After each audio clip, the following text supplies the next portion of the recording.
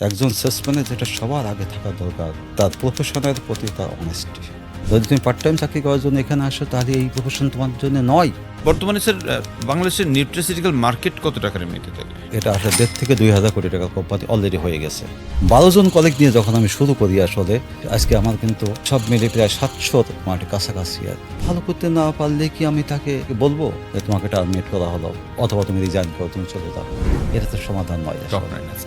বাংলাদেশে কমন একটা সিনারিও আমি স্যার দেখি, রাত্রে 11টার পরে ম্যানেজাররা স্যার মিটিং কল করে।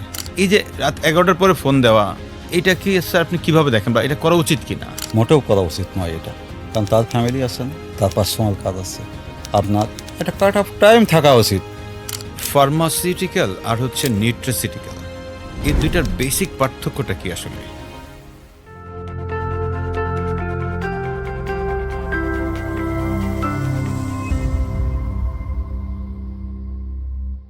আসসালামু আলাইকুম সবাইকে, শুভ সন্ধ্যা। যে যেখান থেকে আমাদের আজকের সেলস লিডারশিপ একাডেমির আয়োজনে সেলস পডকাস্ট দেখছেন, সবাইকে স্বাগত জানাচ্ছি। আজকে আমরা বাংলাদেশের অন্যতম একটা সেক্টর, যেটা হচ্ছে নিউট্রাসিউটিক্যাল সেক্টর, এই সেক্টরের একজন দুর্দান্ত অতিথি নিয়ে আজকে বসেছি। বাংলাদেশের এই সেগমেন্টে যারা টপ বা জায়ান্ট, সেই কোম্পানির যিনি ডিরেক্টর সেলস, তিনি আছেন আজকে আমাদের সাথে। বাই দ্য ওয়ে, আমরা সবাই শুনেছি যে ফার্মাসিউটিক্যাল সেক্টর, রাইট?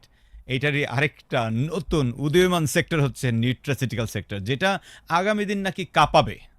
আসলে কাঁপাবে যে, তাহলে এটা নিয়ে তো আসলে জানা দরকার। এই সেক্টরটাতে প্রচুর মানুষ কাজ করছে, এখন প্রায় ধরা যায় যে 1,000 বা 1,500 কোটি টাকার মার্কেট এটা। আমাদের সাথে আছেন রেডিয়েন্ট নিউট্রাসিউটিক্যালস লিমিটেডের ডিরেক্টর সেলস, নান আদার দেন কামরুজ্জামান স্যার। স্যার আসসালামু আলাইকুম। ওয়ালাইকুম আসসালাম। স্যার ভালো আছেন স্যার? আলহামদুলিল্লাহ, আপনি ভালো আছেন? স্যার আলহামদুলিল্লাহ। স্যার স্যার আমাদের কাছকে আপনি সময় দিয়েছেন, আমরা খুব খুব কৃতজ্ঞ। আপনার এত ব্যস্ততার মাঝখানেও যে আপনি আমাদেরকে সময় দিয়েছেন। স্যার আমি আপনাকে প্রথমে একটা প্রশ্ন করতে চাই, যে আমি যতটুকু জানি আপনি রোশ যে কোম্পানিটা ছিল বাংলাদেশের অন্যতম একটা মাল্টি ন্যাশনাল কোম্পানি, সেই কোম্পানিতে ছিলেন। সো স্যার, এটা প্রথম জার্নিটা কেমন ছিল, বা প্রথম দিনের কোনো একটা ঘটনা আমরা শুনতে চাই স্যার আপনার কাছ থেকে। আপনাকে অসংখ্য ধন্যবাদ। ফার্মাসিউটিক্যাল কোম্পানিগুলোর মধ্যে তখন রোশ কিন্তু বাংলাদেশে ছিল অন্যতম একটা কোম্পানি তখন। এবং রোশের যে ইমেজ ছিল ওয়ার্ল্ড ওয়াইড, রোশ তো আপনি জানেনই, এটা কিন্তু মানে গ্লোবাল একটা কোম্পানি। রোশের যে ইমেজ ছিল, সেই ইমেজ কিন্তু ডক্টররা আসপেক্টে বাংলাদেশে ডক্টররা রোশকে মনে করতো আসলে something another form others, something special form others. এটা কিন্তু এরকম একটা পারসেপশন কিন্তু বাংলাদেশ মার্কেটে ছিল আসলে। এবং আমাদের কিন্তু মানে রোশ বাংলাদেশে তখন যে অন্যতম সবথেকে ভালো প্রোডাক্ট যেটা ছিল আপনার, এটা থার্ড জেনারেশন মানে সেফালোস্পোরিন, আপনার রসিফিন। রসিফিন, রসিফিন তখন কিন্তু এটা প্যাটেন্ট একটা প্রোডাক্ট ছিল তখন। তো রসিফিন তখন আসলে তো এই প্রোডাক্টের কোনো কম্পিটিটরও কিন্তু ছিল না তখন রাইট স্যার। বাংলাদেশ, যেহেতু প্যাটেন্ট করা প্রোডাক্ট। স্যার প্যাটেন্ট বলতে হ্যাঁ, আমরা যেটা বুঝি অরিজিনাল, অরিজিনাল। এরা তৈরি করছে। হ্যাঁ, এটা এই রোশ মানে এটার উৎপত্তিটা এনারা করছেন আর কি, একটা রিসার্চ করে রিসার্চ মলিকুল, প্যাটেন্ট মলিকুল তাদের, রাইট? প্যাটেন্ট মিনস এটা একটা আপ টু সার্টেন ইয়ার, এটা অন্য কোনো কোম্পানি করতে পারবে না আসলে। Right sir. That is called patent আর কি। প্যাটেন্ট এতে সেটা এই এই প্যাটেন্টটা বাংলাদেশের জন্য, সমস্ত ওয়ার্ল্ডের জন্য এটা একই কথা ছিল আর কি, একই নিয়ম প্রযোজ্য ছিল। তো তখন আসলে ডক্টর ভিজিট করাও ছিল খুব সহজ কাজ। এবং তখন ডক্টররা মানে রোশ বাংলাদেশের যারা কলিগ ছিলেন আর কি, তাদেরকে একটু অন্যভাবে ইভ্যালুয়েশন, হ্যাঁ, এভাবে করতো আর কি। সো দ্যাট ওইভাবে ওই অর্থে কিন্তু পেন আমাদেরকে তখন রোশের কিন্তু আমাদের আসেনি, করতে হয়নি। তারপরেও আসলে যখন একটা ঘটনা আমি আপনাকে বলবো আসলে, it is most probably 1996 or 7। Right sir. মানে প্যাটেন্ট পিরিয়ড 1 বছর থাকতেই কিন্তু কয়েকটা কোম্পানি এটা নিয়ে চলে আসলো। ওকে। প্যাটেন্ট পিরিয়ড তখন 1 বছর ছিল। তো যখন চলে আসলো তারা, তখন এটা তো আসলে আমরা রোজ বাংলাদেশ মনে করলাম, তো কাজটা তো আসলে সঠিক হয়নি। সঠিক হয়নি। রাইট। তারপরে বাংলাদেশের অ্যাসপেক্টে আপনি তো বুঝেনি আসলে, এটাকে মেনে নিয়েই কাজ করতে হয়েছে তখন। হ্যাঁ, তখন হঠাৎ করে মনে হলো যে আসলে আমাদের তো এই প্রোডাক্টের উপরে 90% ডিপেন্ডেন্ট আমরা। হ্যাঁ, তো এখানে তখন যখনই মানে কম্পিটিটর চলে আসে, তখন তো নানা রকম জটিলতা, নানা রকম সমস্যা তৈরি হয় আসলে। সেগুলো কিন্তু অনেক কিছু ফেস করতে হয়েছে তখন। তা আমি বলবো আপনাকে আসলে এখানে, এই যে এটা যদি বলি যে বাংলাদেশে ফার্মাসিউটিক্যাল সেক্টরে আইকন হিসাবে যদি আপনি কাউকে অ্যাড্রেস করেন, তাহলে আমি বলবো সেটা আমাদের নাসের সারিয়া জাহিদি স্যার। Absolutely sir. হ্যাঁ, ওনার যে বুদ্ধিমত্তা, ওই সময়কার situation, how to tackle that's situation, how আমাদের অনেকগুলো কলিগ তখন, হ্যাঁ, তখন মানে রসিপিয়ানের ওপর আমাদের ডিপেন্ডেন্সি অনেক বেশি তখন, মানে একটা জটিল একটা পরিস্থিতি আর কি তখন। তে আমি বলবো যে জাহিদ স্যার যেভাবে এটা ট্যাকেল করে সেখান থেকে উনি ওভারকাম করে রোশকে আবার মানে উনি মার্কেটে ইস্টাবলিশ করেছেন এবং রোশ বাংলাদেশে উনি ফুল ইস্টাবলিশ করেছেন। এটা আসলে আসলে না, একটা অনন্য ডেফিনেটলি একটা স্যার, ব্যাপার আসলে, ডেফিনেটলি স্যার। এক্সিলেন্ট একটা ব্যাপার ছিল আসলে, and it was A difficult task for him. Right sir, right sir. Sir absolutely your right, because Zahidi স্যারের নেতৃত্বের কারণেই আমরা যে রিসেন্টলি যেটা দেখছি ইভেন যে বাংলাদেশে এমএনসি গুলাকে এখন আপনাদের আয়ত্তে তো মনে হয় প্রায় 5টা কোম্পানি, রোশ, ওইদিকে আবার আসলো জেনফার, দেন আসলো রিসেন্টলি নোভার্টিস কিনে আপনারা নেভিয়ান করে ফেলেছেন। এরকম করে স্যার আপনাদের টোটাল রেডিয়ান ফার্মা। সো আপনাদের হাতে এখন বাংলাদেশের একটা বড়, যেগুলো সবই সফিস্টিকেটেড প্রোডাক্ট ফার্মা ইন্ডাস্ট্রির, আপনাদেরকে স্যার সবসময় ধরা হয় যে আপনারা একটু অনেক উঁচু জাতের লোক আর কি এই সেগমেন্টের। যেহেতু স্যার আমিও ফার্মা ইন্ডাস্ট্রির লোক, দ্যাটস আমি কথাগুলো খুবই বুঝেই বলেছি, কারণ ডাক্তার অন্তত তাই মনে করে, বা টোটাল কমিউনিটিতে এরকমই একটা বিষয় আছে যে আপনারা at least quality product, quality people, quality management, training, overall আপনাদের কালচার সব কিছু মিলে একটু অন্যরকম মেনটেন করেন। তো স্যার আমার পরের যে প্রশ্নটা আপনার কাছে আসে যে আপনি তো একটা অনেক চড়াই উতরাই পার করে দেন রোশ থেকে পরবর্তীতে রেডিয়েন্ট নাম হইলো, রেডিয়েন্টে আপনি জয়েন করলেন 2005 সালে, দেন আপনার প্রমোশন হলো। একটা পর্যায়ে রেডিয়েন্ট কি মনে করে চিন্তা করলো যে রেডিয়েন্টের একটা নিউট্রাসিউটিক্যালস সেক্টর করা দরকার? তখন বাংলাদেশে কেউ চিন্তাই করে নাই। যখন আপনারা রেডিয়েন্ট নিউট্রাসিউটিক্যালস লিমিটেড শুরু করলেন 2008 সালে মেবি, এবং আমি যতটুকু জানি স্যার আপনার হাত দিয়ে শুরু হয়েছে, আপনি ওর তখন অ্যাসিস্ট্যান্ট সেলস ম্যানেজার হিসেবে হোল বাংলাদেশটাকে আপনিই দেখতেন, আপনার হাত দিয়ে তৈরি হলো, এবং 2009 সালে আপনারা প্রথম প্রোডাক্ট লঞ্চ করেন, 10 লাখ টাকার মতো বিক্রি করলেন আর কি, 2টা প্রোডাক্ট মিলে। তো স্যার এই সেক্টরটা আসলে কেন ওই সময় রেডিয়েন্ট চিন্তা করলো? তার স্বপ্ন কি ছিল? কারণ জাহিদি স্যারের স্বপ্নটা তো আপনাকে নিশ্চয়ই বলেছে, সেই স্বপ্নটা কি ছিল, কোন আসপেক্টে শুরু হলো এটা? ওকে, থ্যাংক ইউ ভাই। আমি আপনাকে বলবো আসলে আমরা যেটা চিন্তা করি 2000 এই 25-এ এসে হয়তো বা 27 বা 28 সালের কথা চিন্তা করছি, প্ল্যানিং করছি। আমাদের নাসের সাদি আর জাহিদি স্যার কিন্তু সেইখানে চিন্তা করছে হয়তো 2035 বা 40 সাল। অ্যাবসলিউটলি। অ্যান্ড এটা কিন্তু আমি কোনো আমি দীর্ঘ বছর ওনার সাথে আছি। আমি ওনার যে ওনার কাছ থেকে আমি মানে যতটুকু শিখতে পেরেছি আসলে, আমি যতটা ওনার সান্নিধ্যে যেতে পেরেছি, আমার খুব কম কলিগেরই কিন্তু এই সৌভাগ্য হয়েছে আর কি। তো সেই সৌভাগ্যবানদের মধ্যে আমি একজন। আপনি যে প্রশ্নটা আমাকে করলেন, দেখুন এই রেডিও নিউট্রাসিউটিক্যালস কিন্তু আপনার রেগুলেটরি অথরিটি থেকে কিন্তু যে লাইসেন্স পেয়েছে সেটা কিন্তু আপনার সিরিয়ালে নাম্বার 2 নম্বর লাইসেন্স। 1 নম্বর লাইসেন্স কিন্তু আপনার স্কোয়ার, আপনার নিউট্রাসিউটিক্যালসের স্কোয়ার, ওরা প্রথম আসে। স্কোয়ার নিউট্রাসিউটিক্যালস যখন মার্কেটে অ্যাক্টিভ, তখন কিন্তু আমরা লাইসেন্সই পাইনি আমরা তখন কিন্তু জাহিদ স্যার চিন্তা করছেন উনি যে এটার একটা মার্কেট, যেটা অনেকে মানে স্বপ্নেও চিন্তা করেনি, এটা একটা মার্কেট একসময় হবে। এই চিন্তাটা কিন্তু উনি করছেন। এই চিন্তা করেই কিন্তু তারপরে উনি কিন্তু প্রসিডিউরটা সে আস্তে আস্তে সামনের দিকে এগিয়ে নিয়েছেন। অ্যাজ দ্যাট পার্ট আসলে 2008 সালে একটা টিম, মাত্র 12 জনের একটা টিম, আমি সহ 13 জন, একটা টিম করে আমার হাতে উঠিয়ে দিলেন আর কি স্যার। কিন্তু প্রোডাক্টের নাই কোনো খবর। প্রোডাক্ট নাই। তো আমরা ট্রেনিং করছি এভাবে ট্রেনিং করে আমাদের ট্রেনিংয়ের মধ্যেই আছি আমরা, বা এটাকে টিমটা তো অ্যাটলিস্ট মানে এটাকে সাস্টেন করতে হবে। রাইট, আমার তখন মূল লক্ষ্য আছে টিমটাকে আগে সাস্টেন করব আমরা, রাইট স্যার। টিমটাকে একটু এক্সপার্টই বানাবো, তাদের প্রোডাক্ট নলেজ, তাদের আপনার পার্সোনাল ডেভেলপমেন্ট, দিস দ্যাট অনেক কিছু আসলে এটা। তখন স্যার আমাকে বললেন যে তুমি এক কাজ করো, তুমি আরও কিছু লোক তুমি নিয়ে নাও, এটা প্রোডাক্ট চলে আসবে, একটা প্রসিডিউরের মধ্যে আছে। তখন কিন্তু ইম্পোর্ট মানে কানাডা থেকে আমাদের 2টা প্রোডাক্ট, এই 2টা product on procedure and coming soon, I have been informed সাসেস। তো এইভাবে করতে আরও কিছু নিয়ে 27 জন কলিগ হলো আমার। 27 জন কলিগকে আমরা ট্রেনিং করালাম। ট্রেনিং করে তাদেরকে আসলে প্রোডাক্ট নাই, মাসের পর মাস ধরে রাখা, কিন্তু এটা মানে that was A challenge also for me.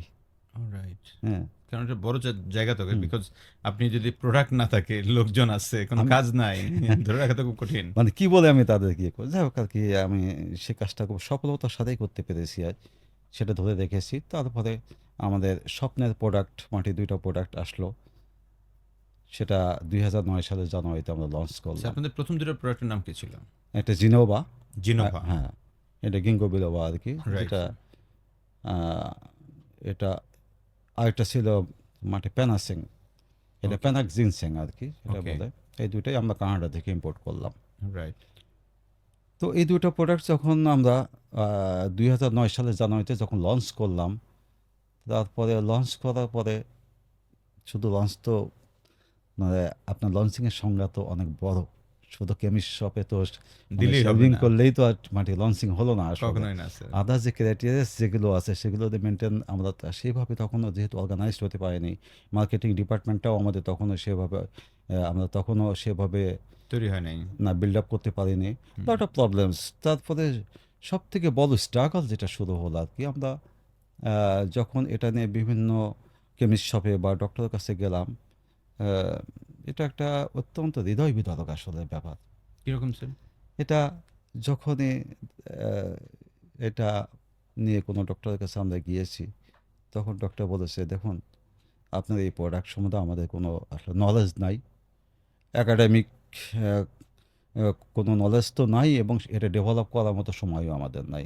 So that আপনি আসছেন, সরি, আমি আপনার এই প্রোডাক্ট লিখতে পারবো না, Oh my God. সম্ভব না। এইভাবে এইভাবে যখন সময় একের পর আমরা দেখলাম যে হতাশ হলে তো চলবে না। Being a salesman, I think একজন সেলসম্যানের যেটা সবার আগে থাকা দরকার, তার প্রফেশনের প্রতি তার honesty, right sir. Sincerity, then confidence. Being a human, I think confidence যদি আমার না থাকে, তাহলে কিন্তু কোনো কোনো কিছুই সম্ভব না। Everything is impossible. On the other hand, আপনি যদি কনফিডেন্ট হন, তাহলে I think everything is possible for you, for me and for everyone. Absolutely sir. Then after আমি বলবো, সেলসম্যান যদি হতে চাই আমরা, বুকে সাহস থাকা লাগবে। Right sir. বুকে সাহস না থাকলে তার জন্য সেলসম্যানশিপ নয়। একেবারে স্যার, আপনি একটা এটা মারাত্মক কথা বলেছেন আর হুম, কি, যে আসলে সাহস খুব দরকার। আপনি যে কোনো প্রফেশনে যান না কেন, যে কোনো প্রফেশনে আপনাকে ফার্স্ট অফ অল আপনার দরকার কনফিডেন্স, আর আপনার প্রফেশনের প্রতি আপনার অনেস্টি। Right sir. এটা যদি না থাকে, তাহলে আপনার পক্ষে আসলে সাকসেস আনা কিছুতেই সম্ভব নয়। ওই সময়টাতে আসলে বারবার যখন আমরা প্রত্যাখ্যান হচ্ছে বিভিন্ন কর্নার থেকে, বিভিন্ন ডক্টর, বিভিন্ন কেমিস্ট আমাকে বারবার বলছে, কি আপনি প্রোডাক্ট নিলেন, আমার টাকা আটকাছে, ভাই নিয়ে যান, আপনি প্রোডাক্ট চলছে না, চলবে না, মানে কি একটা পরিস্থিতি আসলে তখন। তারপরে তো জাহিদি স্যার সত্যিকার অর্থেই উনি আমাকে ডেকে বললেন যে কেমন যেমন কী করা যায়। এর মধ্যে কিন্তু অলরেডি 2-3 বছর কিন্তু অলরেডি পার হয়ে গেছে আর কি, 11 সাল। তা আমরা তখন আবার চিন্তা করলাম আসলে এটা আমরা আমাদের ফার্মাসিউটিক্যাল, তখন রেডিয়ান ফার্মাসিউটিক্যালস কিন্তু অলরেডি মানে খুব ভালো অবস্থানে চলে গেছে আর কি তখন। ভালো অবস্থান মানে এখনকার তুলনায় যদি বলি সেই ভালো নয়, কিন্তু একটা ভালো একটা ট্রেন্ডে কিন্তু অলরেডি ঢুকে গিয়েছে আর কি তখন। তখন স্যার বললেন যে তুমি এক কাজ করো, আমরা এটা ফার্মার সাথে এই টিমটা মার্জ করে দিই, আসলে আচ্ছা। মার্জ করে দিই, তো দেখি ওরা কিছু করতে পারে কি না আসলে। তো আমরা মার্জ করে দিলাম আর কি ফার্মার সাথে। আমাদের টিমও সেভাবে প্রমোট করা শুরু করলো, আমাদের টিম সহ অল্প কয়েকজনের টিম আমার তখন তখন মানে 27 থেকে কিছু নেমে আসছে মনে হয়।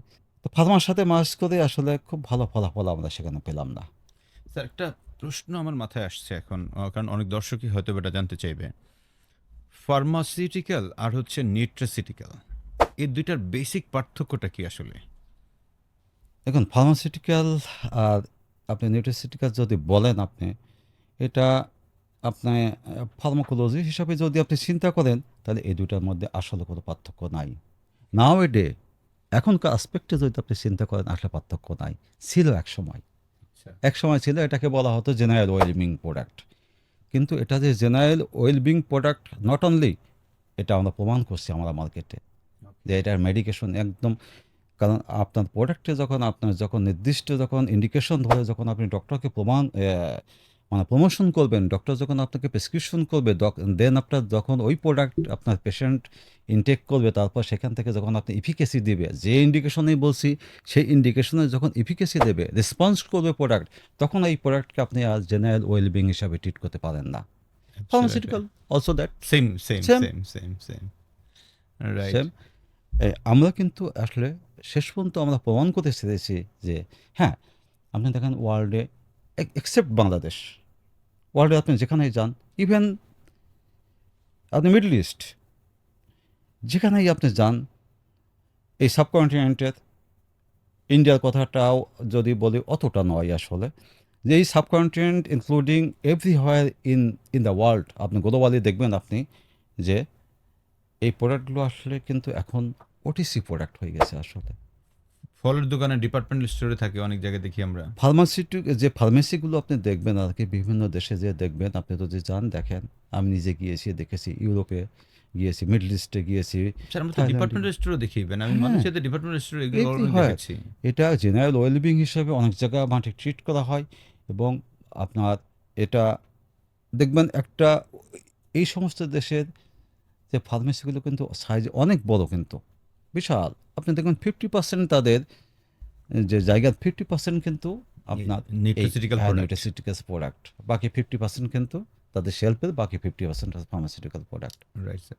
তার মানে স্যার একটা সময় ছিল যখন মানে ফার্মাসিউটিক্যালসকে আমরা এখনও সায়েন্টিফিক্যালি যেটা বলি যে তার যেটার ইন্ডিকেশন আছে, মোড অফ অ্যাকশন আছে, একটা সিস্টেমেটিক ম্যানার মেনটেন করে মোরে কাজ করবে এবং এইটা আলাদা করে রিএজেন্ট পিএজেন্ট দিয়ে দেন সুন্দর করে তৈরি করে প্রোডাক্ট হয়, এটা একটা মেডিসিন, তখন আমরা বলি যে এটা ফার্মাসিউটিক্যালসের জিনিস।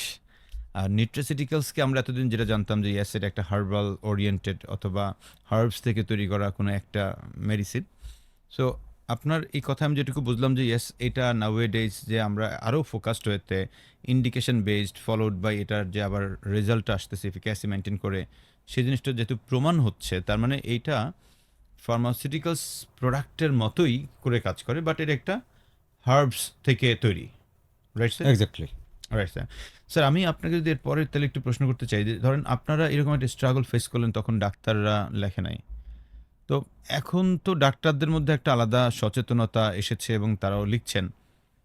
আমরা যারা মেডিকেল ইনফরমেশন অফিসার বা মেডিকেল প্রমোশন অফিসার বা মেডিকেল রিপ্রেজেন্টেটিভ এই নিউট্রাসিউটিক্যালস প্রোডাক্ট নিয়ে কাজ করে, আপনি যদি স্যার তাদেরকে ভালো করতে, মানে তারা তো অনেক স্ট্রাগল ফেস করে বিভিন্ন জায়গায়, তো তারা কিভাবে ভালো করতে পারে, যদি আপনি এরকম কোনো 5টা পয়েন্টে কোনো টিপস দিতে চান আপনার অভিজ্ঞতার আলোকে স্যার। দেখুন, একজন আমাদের এখানে এটা ডেজিগনেশন, আমাদের এটা নিউট্রাসিউটিক্যালসে medical promotion officer, right sir. ফার্মাসিউটিক্যালসে এটা ডেজিগনেশন মেডিকেল ইনফরমেশন অফিসার। একজন মেডিকেল প্রমোশন অফিসার যখন আমরা রিক্রুট করি, তখন কিন্তু তাদেরকে একটা ট্রেনিং করাই কিন্তু আমরা আসলে। Right sir. আপনি এখন যদি খোঁজ নিয়ে দেখেন, আপনি খোঁজ খবরটা যদি রাখেন, দেখবেন যখন আমরা রিক্রুটমেন্টের জন্য মানে পত্রিকাগুলোতে অ্যাড দিই, তখন কিন্তু দেখবেন আমাদের রেডিও নিউট্রাসিউটিক্যালসে কিন্তু সেখানে মানুষের সংখ্যা কিন্তু অনেক বেশি আসে সেখানে। ও তাই নাকি স্যার? রাইট, এটা তো আমি জানতাম না স্যার। এটা বেশি আসে আর কি। এটা দ্যাট মিনস তাদের ইন্টারেস্টটা সবাই খোঁজখবর নিয়েই কিন্তু আসে আসলে। স্যার বাংলাদেশে তো হ্যাঁ, রেডিয়েন্ট হুম। রাইট নাও নিউট্রাসিউটিক্যালস মার্কেটের জায়ান্ট, এবং আপনাদের কাছাকাছি যারা তারা বহু বহু দূরে, মানে যোজন যোজন দূরে। তো সেই হিসাবে রেডিয়েন্টের প্রতি এমনিতে মানুষের একটা ভালো লাগা আছে, আবার নিউট্রাসিউটিক্যালস জিনিসটা আরেকটু ভালো লাগার মেবি, এবং গ্রোয়িং, সেজন্য কি আসে স্যার নাকি? না, ফার্স্ট আমি বলবো আসলে যে আপনি যদি যে কোনো কোম্পানিকে যদি স্টাবলিশ করতে চান আসলে, সেটা আপনার নতুন উদ্যোক্তাই হোক আর পুরনো মানে জায়েন্ট কোম্পানি হোক, আপনাকে কোয়ালিটি কিন্তু মেনটেন করতে হবে। আমাদের নাসের সাথে জাহিদি স্যার যে কথাটা আমাদেরকে শিখিয়েছেন আসলে, যে কোয়ালিটির সাথে কখনো তুমি কম্প্রোমাইজ করবা না তুমি, আর যেটাই করো প্রোডাক্টের কোয়ালিটি আমাকে মেনটেন করা লাগবে। দেখুন, আপনি হাফসের কথা বললেন না, আপনি এই হাফসটা আসলে কোথা থেকে যে এক্সট্র্যাক্ট করা হয় আসলে, যাক অনেক কিছু মেনটেন করে, তারপরে কিন্তু আমরা সব থেকে বেস্ট যে সোর্স, আমরা ইউজুয়ালি ইউরোপ, আমেরিকা, এই দুইটা কান্ট্রি, মানে ইউজুয়ালি এই দুইটা জায়গা থেকে কিন্তু আমরা আমাদের যে এপিআই যেগুলো সেগুলো কিন্তু সেখান থেকে আমরা সোর্সিং করি আমরা। এবং এই সমস্ত জায়গা যে এপিআই নিঃসন্দেহে মানে কোয়ালিটি নিয়ে কিন্তু তারা ন্যূনতম কোনো মানে কম্প্রোমাইজ করে না। তারপরে এটা কিন্তু প্রোডাকশন হচ্ছে কিন্তু এখন আমাদের দেশেই আসলে আমাদের প্ল্যান্টেই কিন্তু প্রোডাকশন হচ্ছে। ইফিকেসি যদি একটা আমি যে ইন্ডিকেশনই বলি, আপনি প্রথমেই বলেছেন একটা প্রোডাক্টের কথা না, ইবিকিউ আমাদের number one product. Right EBQ for রেডিনিউটাসিটিক্যালস। ইবিকিউ আমরা কোথায় বলি, আমরা মেন আমাদের ইন্ডিকেশন হচ্ছে ইনফার্টিলিটি। ইনফার্টিলিটিতে আমরা যেটা বলছি male and female both infertility আসলে। তো এখানে যদি ইনফার্টিলিটিতে যদি এফিকেসি যদি না দিত, প্রোডাক্ট যদি রেসপন্স না করতো, তাহলে তো এত চলতো আজকে না। ডক্টরের কাছে কি আমরা যেতে পারতাম? কখনোই না স্যার। তার মানে নেভার। ডক্টর আপনাদের এবং আমরা যেটা করছি আসলে Yes, আপনি শুনে আসলে আমি সেইখান থেকে আবার একটু আমি আপনাকে বলি যে যে যে যে মর্মান্তিক দিনগুলো আমরা পার করেছি আসলে, মানে এই দিনগুলো কথা আসলে কখনো ভুলবার নয় আসলে। যখন ডক্টর আমাদেরকে তারপরে আমি 12 সালে কিন্তু সেলস ম্যানেজার হিসেবে মাঠে প্রমোটেড হলাম। দেন আফটার আমরা আবার টিমটাকে সেপারেট করলাম, আরও কিছু লোকজন এখানে রিক্রুট করলাম। তো সেখানে কিন্তু তারপরে আমরা মানে যেটা বললাম আমাকে এটা মাঠে আমার চেয়ারম্যান স্যার আমাকে বললো তুমি সায়েন্স প্রমোশন করো, ওকে সায়েন্স প্রমোশন করতে সায়েন্স হবে। প্রমোশন করো তুমি। হুম। তো এক এই দুইটা ওয়ার্ড উনি আমাকে বললেন, দেন ইট ওয়াজ এনাফ।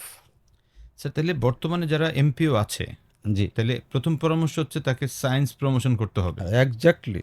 Very good. তার আমরা number one number one science promotion করা লাগবে। তারপর scientific approach to the doctors form. Absolutely scientific approach কিন্তু আমি মুখে বললেই কিন্তু হবে না, তার জন্য যে আপনার অ্যাসোসিয়েটেড যে টুলস সেগুলো কিন্তু তাকে দিতে হবে। দিতে হবে, রেফারেন্স শো করতে হবে। রেফারেন্স কিন্তু আবার বিভিন্ন সোর্স আছে, অথেন্টিক সোর্স। রাইট, লাইক ল্যান্ডসেটের মতো এরকম বড় জার্নাল যদি হয় তখন তারা গাইনোকোলজিক্যাল সোসাইটি যেটা আছে, রাইট সেটা গাইনোকোলজিস্টরা তো এটাকে সব থেকে তাদের বাইবেল হিসাবে মনে করে মনে এটা, করে। রাইট। তাই না? আপনার ডেভিডসনে কিন্তু দেখবেন এখন আমাদের প্রোডাক্টের নাম উঠে আছে আসলে।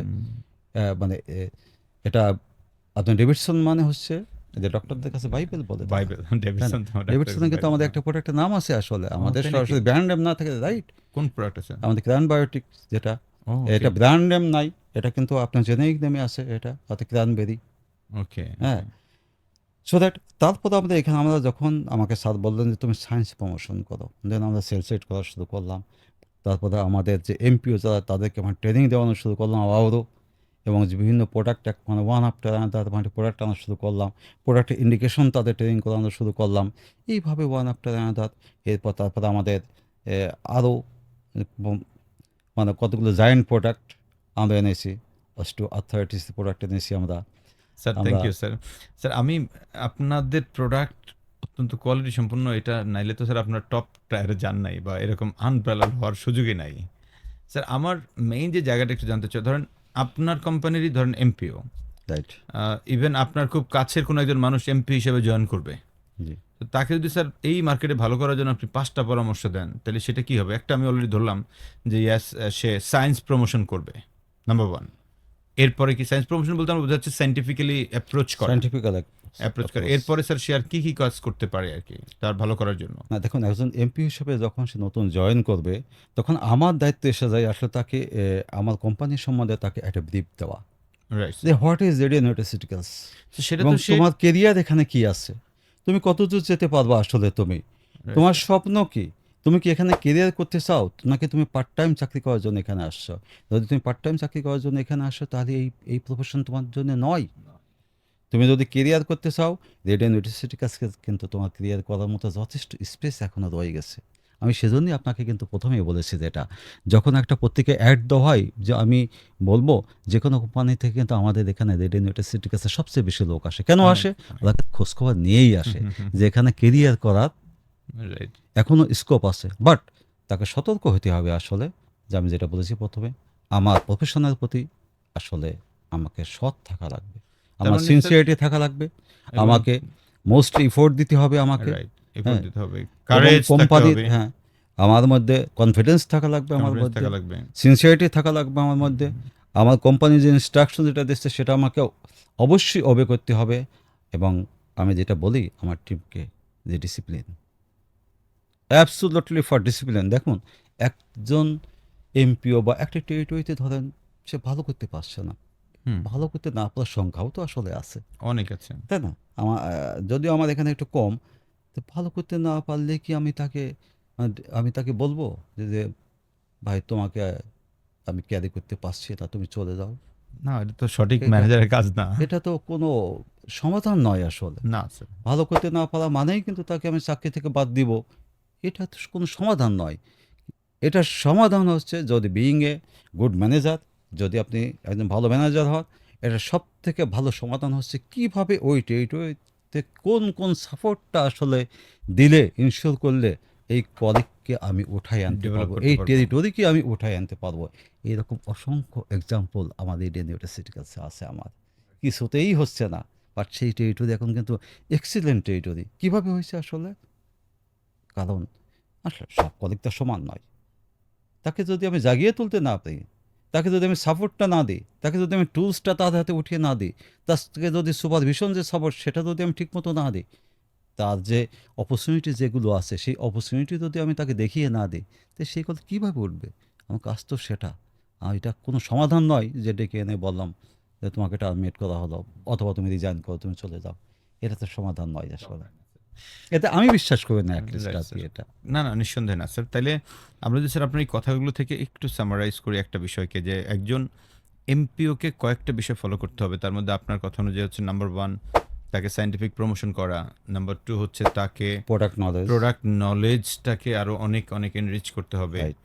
তারপরে তার মধ্যে একটা পজিটিভ অ্যাটিটিউড আনা, যে আমি ডাক্তার হয়তো না লিখবে হইতে পারে বা উল্টোপাল্টা বলতে পারে, আমি যেন সেই মানসিকতাটা আমার থাকে, সেই সাহসটা, কনফিডেন্সটা যেন আমার মধ্যে থাকে, যে আমি তাকে আবার কথাটা বলতে পারি, এরকম যে ব্যাপারটা। এবং তাকে অনেস্ট, কথাটা আপনি উল্লেখ করেছেন যে তাকে অনেস্ট হইতে হবে, এই যে ব্যাপারটা, এবং তাকে প্রতিনিয়ত শিখতে হবে, হ্যাঁ, তার মধ্যে ডেডিকেশন থাকা লাগে, তার মধ্যে ডেডিকেশন থাকা সাহস লাগবে, থাকা লাগবে সাহস থাকা আসলে। লাগবে। Right sir. হ্যাঁ, তার কনফিডেন্স যদি না থাকে তাহলে তো আসলে আমি, if you want to be a leader, right must sir. You have to be confident, absolutely. Otherwise আসবে না। না, আসবে না আসলে। Right sir. আমি আমার কলিগদেরকে বলি, ভাই তুমি তো মাস্টার ডিগ্রি পাস করে আসছো, এমএ নয়, এমকম নয়, তুমি এমএসসি পাস করে আসছো তুমি এখানে।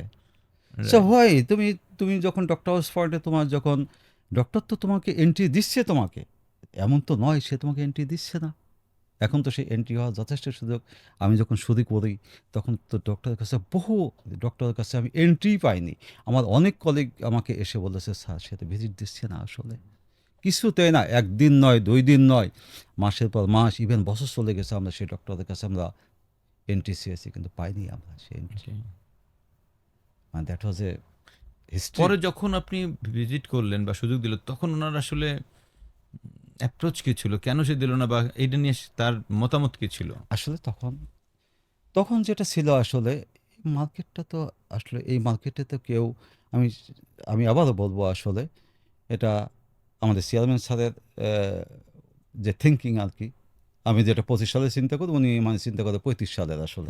আই রিপিট, সরি টু, না, আই না, রিপিট আর অ্যাবসলিউটলি, কি। অ্যাবসলিউটলি। বড় স্যারেরা তো আসলে হুম, এত তো লম্বা দেখে দেখেই তো বড় হ্যাঁ, হইছে আরকি কোম্পানিগুলা। হ্যাঁ, তো আমরা যেটা করতে পেরেছি এই মার্কেটটা ক্রিয়েট করার জন্যে যা যা প্রয়োজন আমরা আসলে সেটা কিন্তু থিঙ্ক করেছি, সেটা অ্যারেঞ্জ করেছি, ইমপ্লিমেন্ট করেছি, সেটা আমরা ফলো আপ করেছি আমরা। তারপরে ইমপ্লিমেন্টেশনে যাওয়ার পরে তারপর দেখছি, যখন শোনেন, যখন একটা অথেন্টিক সোর্স থেকে আপনি একটা একটা ক্লিনিক্যাল এভিডেন্স যখন আপনি ডক্টরের হাতে উঠিয়ে দেবেন, ডক্টর কিন্তু কিছুটা সময়ের জন্য হলেও কিন্তু আপনার 10 সেকেন্ডের জন্য হলেও কিন্তু এটা কিন্তু একবার দেখবে অ্যাবসলিউটলি। যে রেডিয়ান ইউনিভার্সিটির কাছে একটা এরকম একটা সোর্স থেকে আপনার ব্রিটিশ মেডিকেল জার্নাল, কেন উনি এটা মানে রিফিউজ করবেন?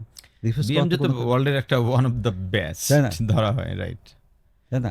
বাংলাদেশ গাইনোকোলজিক্যাল সোসাইটি, একজন গাইনোকোলজিস্টের হাতে যদি আপনি এরকম একটা এভিডেন্স দেন আপনি, আর এভিডেন্সটা আপনার যদি ইউএসএ থেকে আসে অথবা যদি স্পেন থেকে আসে, কেন উনি রিফিউজ করবেন এটা বলেন রাইট স্যার। আমাকে। স্যার, আমি আমাদের দর্শকদের উদ্দেশ্যে একটু হুম, বলে রাখি, স্যার আসলে যে কথাগুলো বলছে আমরা হয়তো বা যারা অন্য সেগমেন্টে তারা হয়তো ধরতে একটু কষ্ট হবে।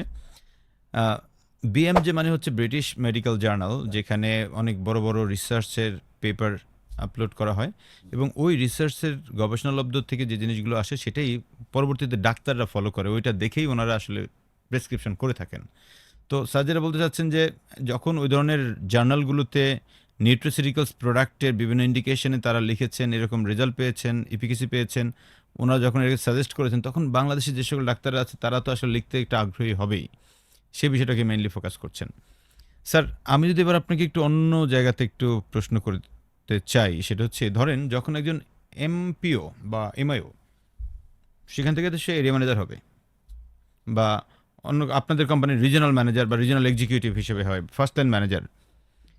তো একজন এমপিওর মধ্যে কোন কোন বিষয়গুলো প্রমোশনের আগে আপনারা সাধারণত দেখতে চান?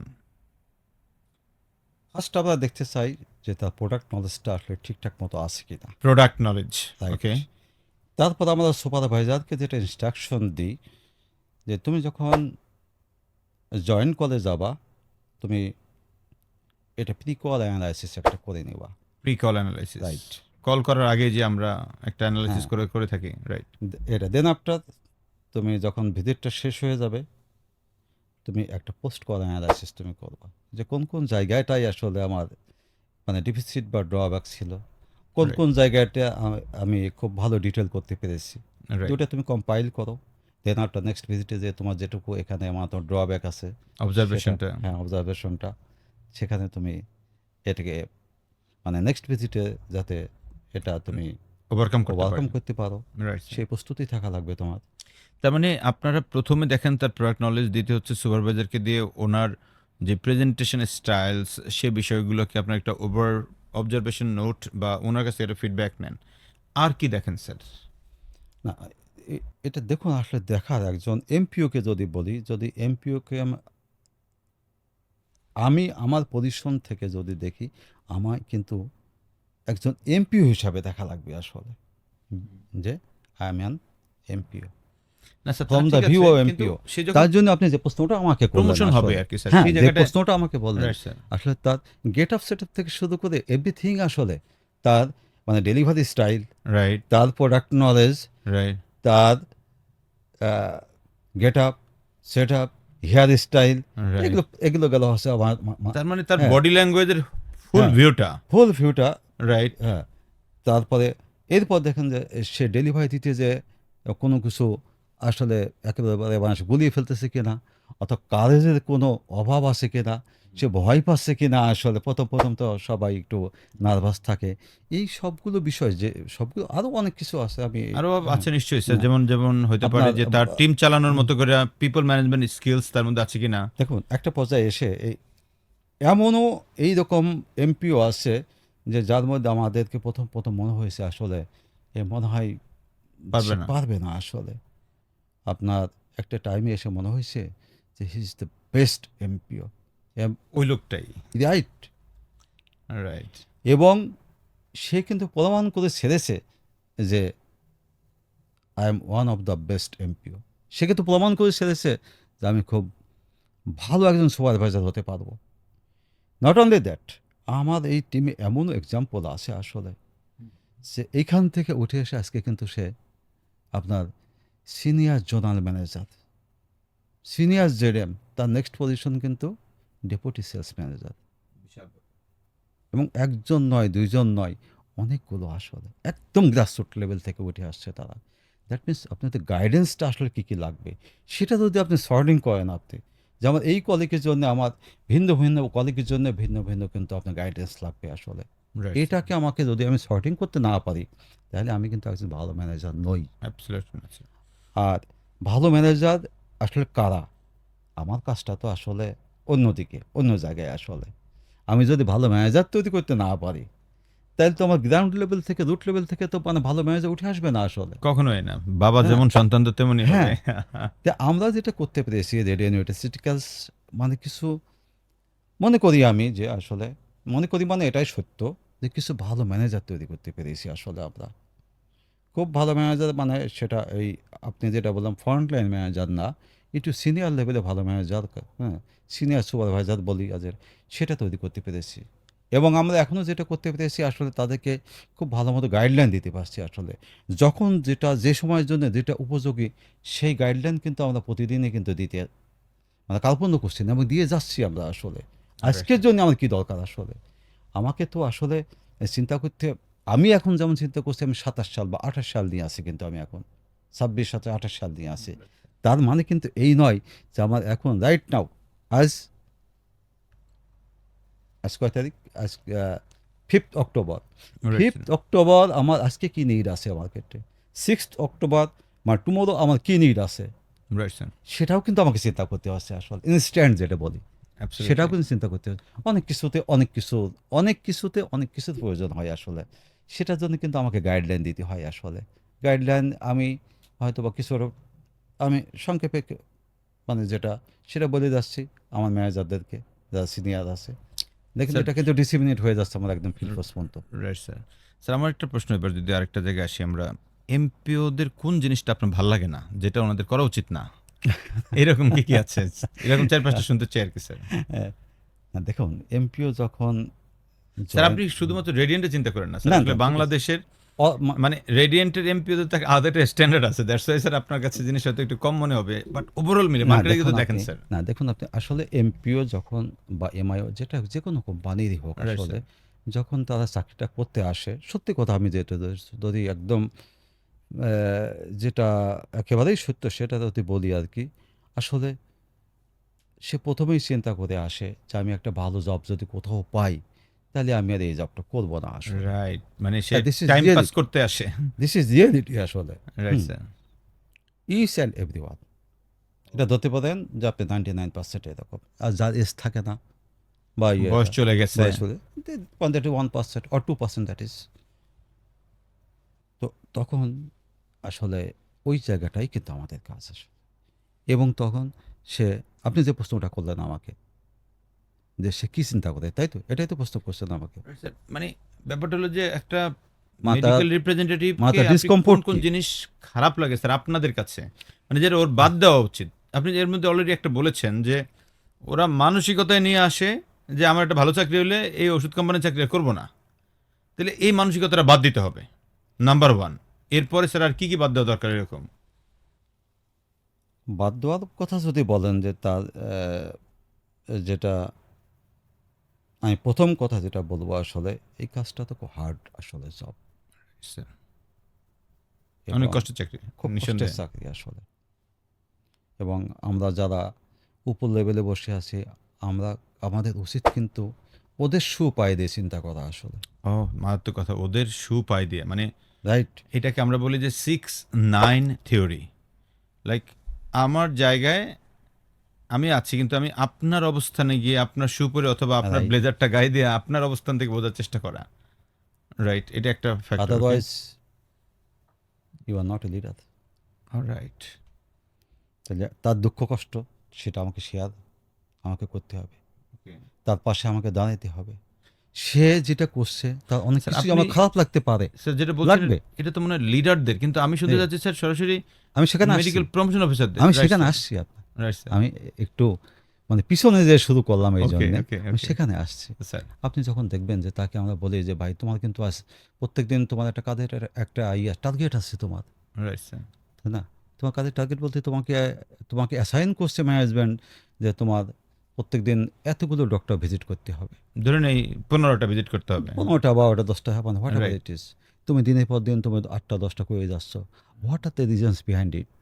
তার মানে এই যে কম করার যে একটা টেন্ডেন্সি, এইটাকে বাদ দিতে হবে। রাইট। Thank you sir. দুইটা হইলো। আচ্ছা, আমরা বলছি আমাদের কাস্টমার তো দুইটা, রাইট। আমার কাস্টমার 3জন, যদিও আমার ইন্টারনাল কাস্টমার হ্যাঁ হ্যাঁ। My colleagues, right sir. তারপর আমার কলিগ দুজন কাস্টমার কি দুইটা, number 1 doctor, number 2 chemist. Chemist. Right sir. And chemist শপে আসলে এটা another type of pain for colleague, সে কিন্তু কেমিস্ট শপে সহজে যেতে চায় না। ও স্যার, এখানে তো আসলে কেমিস্টদেরও একটা চ্যালেঞ্জ হ্যাঁ, আছে বাংলাদেশে। কেমিস্ট শপে আসলে যেতে চায় না মানে কি, এটা আমি অবশ্য এটা সম্পূর্ণ সঠিক নয় যে যেতে চায় না তা নয় আসলে। কেমিস্ট শপে তো আসলে অর্ডার দেওয়ার বিভিন্ন সময় আছে আসলে, কারণ অনেক কেমিস্ট আছে তারা কিন্তু সো বিজি, হয়তো রাত 11টার আগে সে অর্ডারই দিবে না। অর্ডারই দিবে না। ইভেন কোনো কোনো কেমিস্ট আছে রাত 12টার সময় অর্ডার দেয়। কোনো কেমিস্ট আছে হয়তো বা 2 বা 3 বার বলে যে আপনি যান পরে আসেন। সেকেন্ড টাইম গেলে আপনি পরে আসেন, আর রেডি না। থার্ড টাইম আবার বলে আপনি পরে আসেন। হ্যাঁ, কিন্তু একজন এমপিও, তারও তো ফ্যামিলি আছে, অ্যাবসলিউটলি স্যার। তাই না? তারও তো বাসার গেটটা বন্ধ হয় একটা নির্দিষ্ট সময়ে। Right sir. এটা তো সঠিক। এটা না আমাকে স্যার তো অনেক কেমিস্টরা আসলে হুম, বুঝতে চায় না। এটা একটা এটা আসলে বাংলাদেশে মানে আমার কাছে মাঝে মধ্যে আপনি মনে হয়। আপনি দেখেন কী ধরনের পেনফুল রাইট স্যার। ম্যাটার। তার সুপারভাইজার কিন্তু তাকে ওই ওই রাতেই অথবা সকাল হলেই কিন্তু তাকে বলছে যে তোমার তো আজকে তোমার এই প্রোডাক্টের কিন্তু অর্ডার খুব খারাপ হয়েছে, কেন তুমি কি ওই ডক্টর ভিজিট করো নাই? মানে ওখানে তাকেও কি একটু প্রেসক্রিপশন জবাবদিহির কম মধ্যে হয়েছে? রাখে আরকি। হ্যাঁ, এটা আপনার জবাবদিহিতা আসলে সব জায়গায় থাকতে হবে, থাকা ভালো, এটা করার থাকতে বিকল্প হবে। নাই আসলে। হ্যাঁ, কিন্তু জবাবদিহিতার সীমাটা যদি আমরা মানে লঙ্ঘন ছাড়িয়ে করে যাই, ফেলে লং সেটাও তো ঠিক নয় আসলে। সেটা কখনো উচিত না। একজন এমপিও দেখেন তাকে কিন্তু মানে প্রচণ্ড বৃষ্টি তখন হয়, বৃষ্টি যদি 3 ঘন্টা সাস্টেন করে, তখন কিন্তু আমরা বলি ভাই তুমি, অনেক কোম্পানি, আমি কিন্তু আমাদের রেন্টের কথা বলছি না। না, আমরা অনেক কোম্পানি আছে, আমরা কিন্তু বলি আসলে তোমাকে কি কোম্পানি রেনকোট দেয় নাই, ছাতা দেয় নাই, তোমার কি মোটরসাইকেল নাই? ভাই ডক্টর তো চলে যাচ্ছে, ডক্টর তো আসছে, বৃষ্টির আগেই আসছে, তো তুমি কেন ভিজিটটা, তো সপ্তাহে একদিনই ভিজিট এই ডক্টরের, আজকে ভিজিটটা মিস করলে তো তোমার আবার 1 সপ্তাহ তো তুমি ভিজিট পাবা না, রাইট স্যার। তাই না? অনেক বিজি ডক্টরই আমি দেখি যে প্রথমে এসেই চেম্বারে ঢুকেই কিন্তু উনি মানে কোম্পানিগুলোকে আগে ডেকে নেয়, ডেকে নিয়ে ভিজিট দিয়ে দেয় স্যার। ভিজিট দিয়ে দেয়। অনেক ভালো ডক্টর আছে হ্যাঁ, স্যার এরকম। এটা কিন্তু ভেরি ভেরি গুড প্র্যাকটিস এবং এটা আসলে খুবই অ্যাপ্রিসিয়েটেবল, খুব অ্যাবসলিউটলি, খুব অ্যাবসলিউটলি। অ্যাপ্রিসিয়েটেবল, এরকমও আছে আসলে। সব মিলেই তো আমাদের কাজ করতে হয় আসলে। And let night right doctor sir. Visit, আপনি যেটা বললেন যে এমপিও বা এমআই কোন জিনিসটা আপনার খারাপ লাগে, যে দেখুন আহ, এটা অবস্টাকলটা টু মাস, রাইট স্যার। কিন্তু আমরা যারা সেলসে যারা চাকরি করি, আমাদের আসলে তো অ্যাকাউন্টেবিলিটি অনেক বেশি, আমাদের সবারই আছে অ্যাকাউন্টেবিলিটি। আমাদের অ্যাকাউন্টেবিলিটিকে বিজনেস ইনশিওর করতে হয় আমাদের। রাইট। বিজনেস ইনশিওর করতে হলে কিন্তু আমাদের এই মেডিকেল প্রফেশনে কিন্তু আসলে ডক্টর ভিজিট এবং আপনি কেমিস্ট ভিজিট, সেখান থেকে অর্ডার টেকেন, এর কিন্তু কোনো বিকল্প নাই, এর মানে এখনও বিকল্প তৈরি হয়নি আসলে এটা। তো সেই ক্ষেত্রে কিন্তু আসলে লেট নাইট হোক আর ইজি ডক্টর হোক, আসলে আমাদের কিন্তু ভিজিট করতেই হবে। যখন আমার কলিগ বা অন্য একটা কোম্পানি কলিগ যখন অ্যাভয়েড করে যাওয়ার মানে চেষ্টা করবে আর কি, তখন আলটিমেটলি এটা সাফারিংস কিন্তু আমাদের তার কোম্পানির উপর মানে স্যার চলে আপনি আসে। এখানে একটা হুম, মেসেজ দিলেন যে, যে সকল কলিগরা আছি আমরা এমপিওরা, আমরা যদি আমাদের প্রতিদিনের যে নির্ধারিত টাস্কটা, এক্সাম্পল আমার আজকে 12টা কেমিস্ট হয়তো বা অর্ডার কাটার কথা, যদি আমি সেখানে আমার একটু ফাঁকিবাজি করার টেন্ডেন্সি হয়, তাহলে এই জিনিসটা আসলে আলটিমেটলি আমাদের খারাপ লাগে। এটা না করে সে তার কাজটা করুক, হোক বা না হোক সেটা তো পরের ব্যাপার, বাট সে তার চেষ্টাটা যেন কন্টিনিউয়াস হ্যাঁ, করে, সেই জিনিসটা আপনারা চাচ্ছেন। আলটিমেটলি সেটা তো আসলে সব কোম্পানি চাইবে আসলে রাইট সেই স্যার, রাইট জিনিসটা। স্যার। তারপরেও কিছু কিছু বিষয় আমি বলবো আসলে, অনেক সময় এমন সিচুয়েশন আসে যে যে 12টা কেমিস্ট্রির কাছে যাওয়ার কথা হয়তো 7টা কেমিস্ট্রির কাছে গিয়েছে, আসলে 5টা কেমিস্ট্রির কাছে যাওয়ার মতো পরিস্থিতি ছিল না আসলে। এখানেও সুপারভাইজারকে কিন্তু একটু মানে স্যাক্রিফাইস করা লাগবে, ভাই তুমি রাতে যেতে পারো না, ভালো কথা, এই সিচুয়েশন তোমার হয়েছিল, সেখানে যাওয়ার মতো পরিস্থিতি, অনেক নানান রকম পরিস্থিতি তৈরি হয়, তাই না অনেক সময়। তাহলে তুমি সকালে যাও, তুমি অ্যাটেন্ড করো। আবার এর সাথে কিন্তু রিলেটেড একটা চেন সিস্টেম, এর সাথে মানে আপনার ডিস্ট্রিবিউশনেরও একটা সার্টেন টাইম আছে, এরপরে কিন্তু আমার ডিস্ট্রিবিউশনে যদি অর্ডার প্লেস করি তাদের পক্ষে দেওয়া সম্ভব হয় না আর কি, রাইট। এখানেও লিমিটেশন আছে। তার মানে হচ্ছে যে আসলে আমাদের প্রফেশনটা অ্যাজ এ হোল আপনি যদি বলেন, আমাদের প্রফেশনটা really it is very tough profession আসলে। এটা না স্যার বাইরের মানুষ খুব হুম। একটা বুঝতে চায় না। কেন? আমার আমি একজন যেহেতু স্যার। কলিগ, আমার একজন কলিগ আসলে রাইট স্যার। আহ, আমি নাম বলবো না, এমন একটা টেরিটরি আসলে চর অঞ্চলের একেবারে চর, সেখানে আসলে বলার মতো কিছু নাই আসলে। কিছু কেস ডক্টর, বেস্ট একটা মার্কেট, খুব ভালো করতেছে সে সেখানে। আপনি, you believe or not, I was worried so much, এখানে আমি এই যে পোস্টিং করলাম, আমি আবার বলি আপনাকে, আমি আবার একটু সাহসী লোক আর কি। এই একেবারে মানে ছোটো থেকেই আমি খুব সাহসী লোক। যখন পোস্টিং করলাম তখন আমি একটু সাহস নিয়ে করলাম পোস্টিং, দেখি না কি হয়। আলহামদুলিল্লাহ সেখানে সেই সেই টেরিটরি কিন্তু মানে বাংলাদেশের মধ্যে কয়েকটা উল্লেখ করার মতো বড় টেরিটরির মধ্যে একটা টেরিটরি সেটা এখন। এটা কিন্তু কেন হয়েছে? ওই কলিগের ডেডিকেশন, নো ডাউট। কলিগের ডেডিকেশন ছিল, তার যে প্রফেশনের প্রতি তার অনেস্টি ছিল, তার সিনসিয়ারিটি ছিল, কোম্পানি যে গাইডলাইন সে পুরোপুরি ফলো করছে। আদারওয়াইজ এই মার্কেট ডেভেলপ করা তার পক্ষে ইট ওয়াজ কমপ্লিটলি ইম্পসিবল। রাইট, তার মানে আমি বলছি সেদিন শুরুতেই আপনাকে আমি যেটা বলেছি আসলে কনফিডেন্স। লাগবে। কনফিডেন্স যদি আমার থাকে, যে কোনো মানুষের যে কোনো প্রফেশনে যদি একজন মানুষ মনে করে যে আমার পক্ষে আল্লাহ পাক আমাকে দুনিয়াতে পাঠিয়েছেন, তা আমাকে তো কিছু বুদ্ধি বিবেচনা দিয়ে পাঠিয়েছেন তো আসলে আমাকে। অ্যাবসলিউটলি। তা আমার এই বুদ্ধি বিবেচনাটা যদি আমি কাজে লাগাই, nothing is impossible. On the other hand everything is possible for a human. Absolutely sir, আপনার এটার সঙ্গে আমি একটা কোরআনের আয়াতের ব্যাখ্যা একটু বলতে চাই আমাদের অডিয়েন্সদেরকে, যে আপনারা হয়তো অনেকেই জানেন জি, পবিত্র কোরআনের সূরা আল বাকারার 286 নম্বর আয়াতের ব্যাখ্যা হচ্ছে এই, শেষ আয়াত। রাইট, যে আমি প্রাণীকুলকে কখনোই তার যেটুকু পারবে তার বেশি চাপ দেই না। মানে দাঁড়ায় যে আপনি যতটুকু নিতে পারবেন আসলে আপনার উপরে ওই অ্যাসাইনমেন্টটাই আসে, রাইট। এর বেশি আসে না। হুম। আমরা অনেকে মনে করি যে আমাকে অনেক চাপায় দিছে, আমি অনেক ভারী কিছু নিয়ে ঘুরতেছি, অনেক প্রেশার। আসলে ভাই এগুলো আপনার উপরে প্রেশার না। জাস্ট মাথাটা চিন্তা করেন, আপনি যেটুকু পেয়েছেন এটা আপনি কেপেবল বিধায় পেয়েছেন।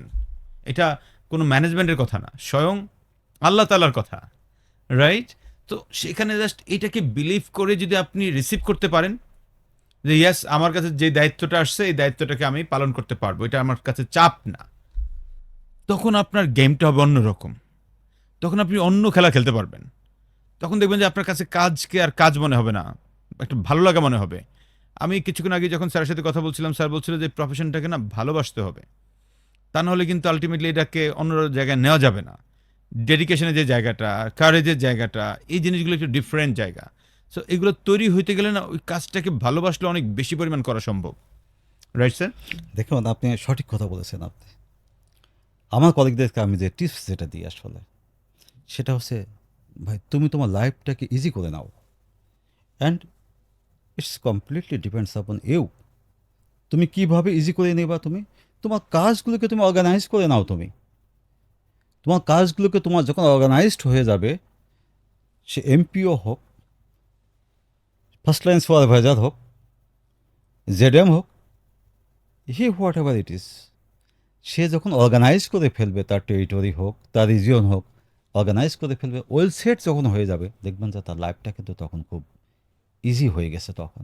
এবং এটাই হয়েছে, এটাই হয়েছে। দেখুন আমি আপনাকে বলি, 12 জন কলিগ নিয়ে যখন আমি শুরু করি আসলে, আজকে আমার কিন্তু সব মিলে প্রায় 700 আমার কাছাকাছি আর কি। মাই গুডনেস, 12 জন ছিল 2009 সালে, এখন 2025-এ এটা 700 মানুষ হয়ে গেছে। 700 plus, 700 plus, yes, 700 around plus. 700 এখন আমার সুপারভাইজার। স্যার বর্তমানে স্যার বাংলাদেশের নিউট্রাসিউটিক্যাল মার্কেট কত টাকার এমনিতে তাইলে?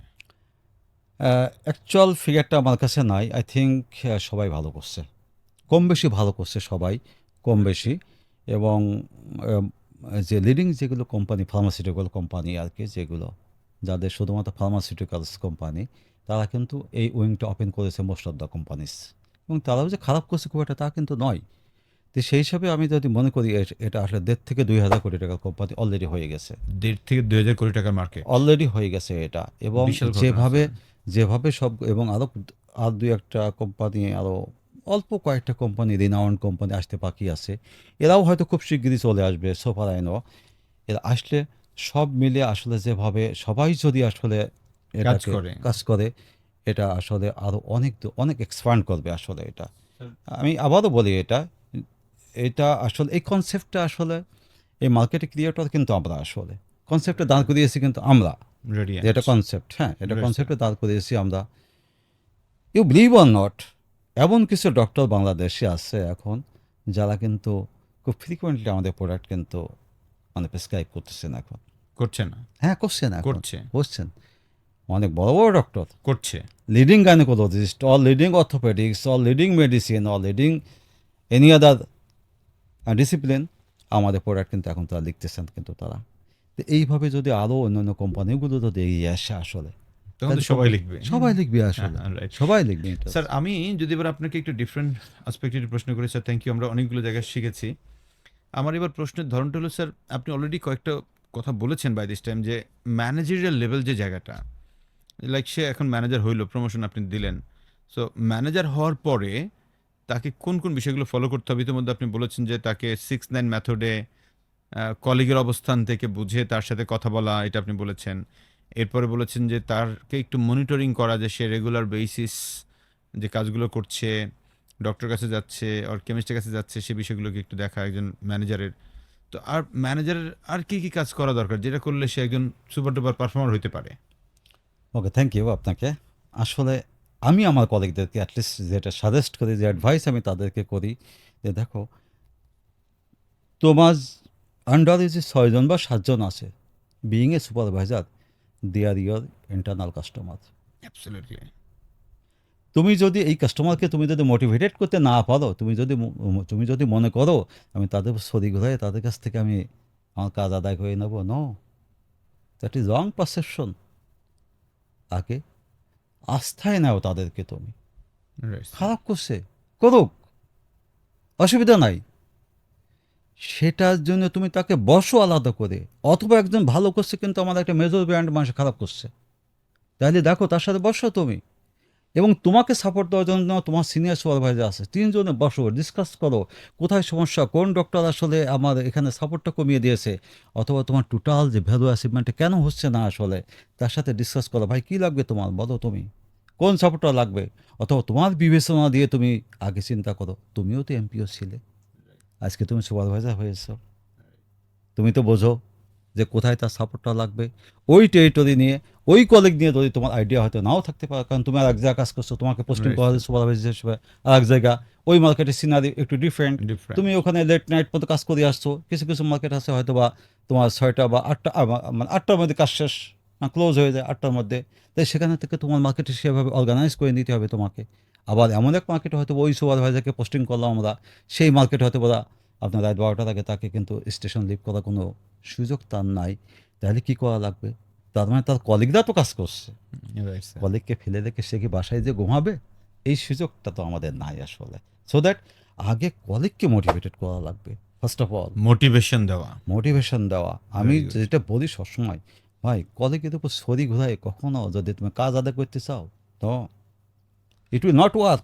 সরি ঘুরে কাজ করানো মানে কি স্যার, বিষয়টা আরেকটু যদি আপনার দৃষ্টিতে বুঝিয়ে বলেন, যদি আমরা অনেকে বুঝি তারপরে। আচ্ছা, আমি আপনাকে বলি আর কি। Right, sir. আমার দৃষ্টিতে যেমন আপনার, আমি বলি হয়তো বা যে কোম্পানি সেট করে দিয়েছে যে তোমার ডেলি ভিজিট এতটা হওয়া লাগবে, একদিন তো কম হতেও পারে। Right sir. ধরুন 10টা ভিজিটের কথা আমি বলি যে তোমার ডেলি ভিজিট করা লাগবে 10জন ডক্টর, হুম, একদিন তো 8জন হতেই পারে, খুবই স্বাভাবিক। তাই না? তার জন্যই তো আর তাকে বকাঝকা করার কিছু নাই, তাকে বুঝিয়ে বলতে হবে ভাই তোমার কিন্তু পরপর 2 দিন কিন্তু 8টা অথবা 8 আর 7 15টা ভিজিট হয়েছে, এই যে 5টা ভিজিট, তাহলে এটা কীভাবে ম্যানেজ করবো আমরা? কারণ তার জন্য তো একটা টুলস আমরা হাতে দিয়েছি তাকে, কীভাবে ম্যানেজ করা যায় এটা বলো।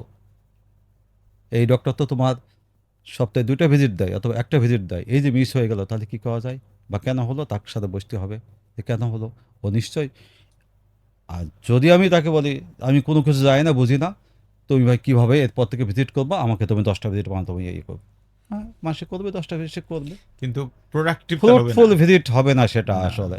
প্রোডাক্টিভ হবে না। তাকে বুঝিয়ে বলতে হবে আসলে। হ্যাঁ, তারপরেও কথা থেকে যায় আসলে, সে যদি ফ্রিকুয়েন্টলি যদি এটা করতেই থাকে ইন্টেনশনালি, তখন কিন্তু তার সিনিয়র সুপারভাইজার আছে, অন্য তা অন্য স্টেপসে যাবে আগে অন্য তখন। স্টেপে দিতে হবে তখন, রাইট স্যার। তাই না?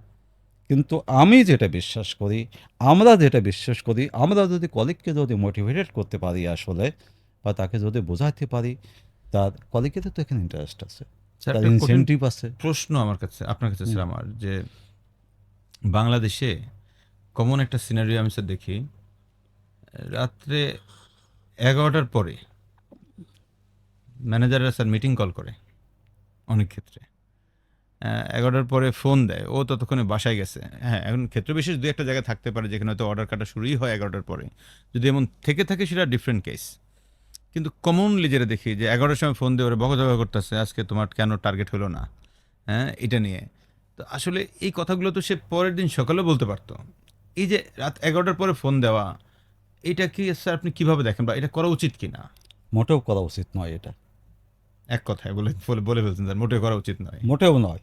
কারণ তার ফ্যামিলি আছে না, রাইট স্যার, তার বাচ্চা কাছে আছে না, রাইট স্যার, তাদের সময় দেওয়ার বিষয় আছে না, রাইট তার স্যার, পার্সোনাল কাজ আছে। রাইট স্যার, পরের দিন সকালে তাকে ওঠা লাগবে, রাইট স্যার। 9টার সময় পরের দিন তাকে রিপোর্টিং করা লাগবে।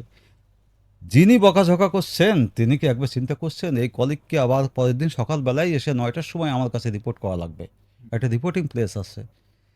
তে উনি উনি তো সকালবেলাও এটা জিজ্ঞাসা করতে পারেন। অল বেটার দিস ইজ যে আপনার একটা কাট অফ টাইম থাকা উচিত। হয়তো ডক্টর ভিজিট আছে, লেফটেন্যান্ট ডক্টর, একটা কাট অফ টাইম আসলে সেট করা। অ্যাটলিস্ট আমার যে কোম্পানি এখানে আছে, যে তুমি 10টা অথবা 10:30 এই টাইমে তুমি ফোন দিয়ে বলবা যে স্যার আমার এখন কাজের স্টার্ট আছে, এই আমি I am close today including order taken and doctor visit, আমার 10টা বাজে স্যার শেষ হয়ে গেছে, আমি কি এখন মানে স্টেশন লিভ করতে পারি? ডেফিনেটলি সুপারভাইজার বলবে হ্যাঁ ভাই আপনি জান, তাহলে অসুবিধা নাই। আর অথবা যেটা করতে পারে, স্যার আমার একজন কিন্তু আমার লেফটেন্যান্ট ডক্টর কিন্তু আছে, আমার অন্যান্য কাজ শেষ, আমার একজন লেফটেন্যান্ট ডক্টর আছে, এটা ভিজিট পেতে পেতে আমার হয়তো 12 ঘন্টা খানিক বা ঘন্টা দেখ লাগবে। আমরা যেটা বলি তখন কিন্তু সুপারভাইজারকে বলা আছে, তখন সুপারভাইজার কিন্তু তখন স্টেশন লিভ করতে পারবে না। ওকে, আপনার কলিগকে আপনি ফিল্ডে মার্কেটে রেখে রেখে সুপারভাইজার আমি বাসায় যে নো, হবে না। এটা উচিত নয় আসলে এটা। রাইট, তাহলে তার মরাল কাজটা কোথায় থাকবে আসলে? Right sir. তা আমার সময় ওই কলিগের কী ধারণা হবে? তুমি যদি এটা করো শুধু তোমার ব্যাপারেই যে মানে কলিগের একটা ধারণা খারাপ হবে তা নয়, এটা কিন্তু এই ধারণা হতে হতে আমার পর্যন্ত চলে আসবে। So that you should attend with that sir, lieutenant doctor. Thank you sir. এখানে আপনি একবার খুব ক্রিস্টাল ক্লিয়ার একটা বিষয় বলে ফেলছেন, আমি সবার উদ্দেশ্যে একটু বলতে চাই। আমরা যারা ফার্মাসিউটিক্যালসের ম্যানেজার আছি বা যে সেগমেন্টে আছি না কেন, স্পেশালি ফার্মাকে আমি বলতে চাই, বা নিউট্রিসিউটিক্যালস এই সেক্টরটাতে রাত 11টার পরে ভুলে ফোনটা দিয়েন না। স্যার যেটা বলে যে আপনি একটা কাট অফ টাইম করেন, সেটা 10টা হতে পারে, 10টা 5 হতে পারে, 10:30 হতে পারে, ইভেন দেন 11টা হতে পারে, সেটা আপনার ব্যাপার, আপনি মার্কেটে বোঝেন। বাট 11টার পরে কোনোভাবেই তার আর ফোন দিয়েন না। ইন কেস অফ ইমার্জেন্সি, যে ইয়াস রাত্রেই লাগবে, তারে একটা ক্যাম্পেইন আজকে রাত্রে 12টার মধ্যে ইনভয়েস করায় ফেলতে হবে, তাহলে তো আপনি দিবেননি। সেটা হইতে পারে, সেটা রাত 2টা হইতে পারে, দেন, সমস্যা নাই। কিন্তু এটা যেন নিত্যদিনের প্র্যাকটিসটা না হয়, এটা রাইট, একটা মেসেজ। রাইট। স্যার এই জায়গাটা আপনাকে আরেকটা আমি প্রশ্ন করতে চাই, এটা একটা কঠিন তিতা সত্য ইন বাংলাদেশ চলছে ইদানিংকালে। দুপুরবেলা 2টা থেকে 5টা সাধারণত ফার্মা ইন্ডাস্ট্রি বা নিউট্রিসিউটিক্যালস ইন্ডাস্ট্রি যেটি বলেন না কেন, এই সময়টাতে রিপ্রেজেন্টেটিভ একটু রেস্ট নেয় বাসায়, এটা তার রেস্টিং টাইম। কিন্তু দেখা যায় ইদানিংকালে অতি উৎসাহী হয়ে মিড লেভেলের ম্যানেজার যারা হয়তো ফার্স্ট লাইন ম্যানেজার করছে না, তার পরের লাইন যারা রিজিওনাল ম্যানেজার, অন্য কোম্পানিগুলোতে, আপনাদের কোম্পানিতে জোনাল ম্যানেজার, সো ওনারা এই 2টা থেকে 5টা সময়ের মধ্যে মিটিং ডাকে। এইটাকে স্যার আপনি কিভাবে দেখেন?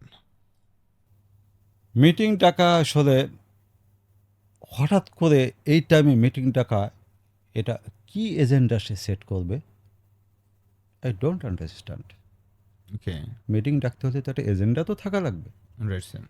ওই যে এজেন্ডা স্যার, প্রোডাক্ট হয়তো ভালো করে না, অথবা 4P শেয়ার ভালো আসে নাই, অথবা আমার সেলস ভালো হয় নাই, এই টিমের ভালো এটা হয় নাই। বলা একটা এটা বলার একটা সময় আছে এটা। রাইট, ইভেন আই থিঙ্ক যে সেট মিটিং মানে আমি 3 দিন আগে ডিক্লেয়ার করছি আমার একটা মিটিং আছে অমুক দিন, আমি এজেন্ডা টেন্ডার পাঠিয়ে দিয়েছি, এভরিথিং হ্যাড ডান।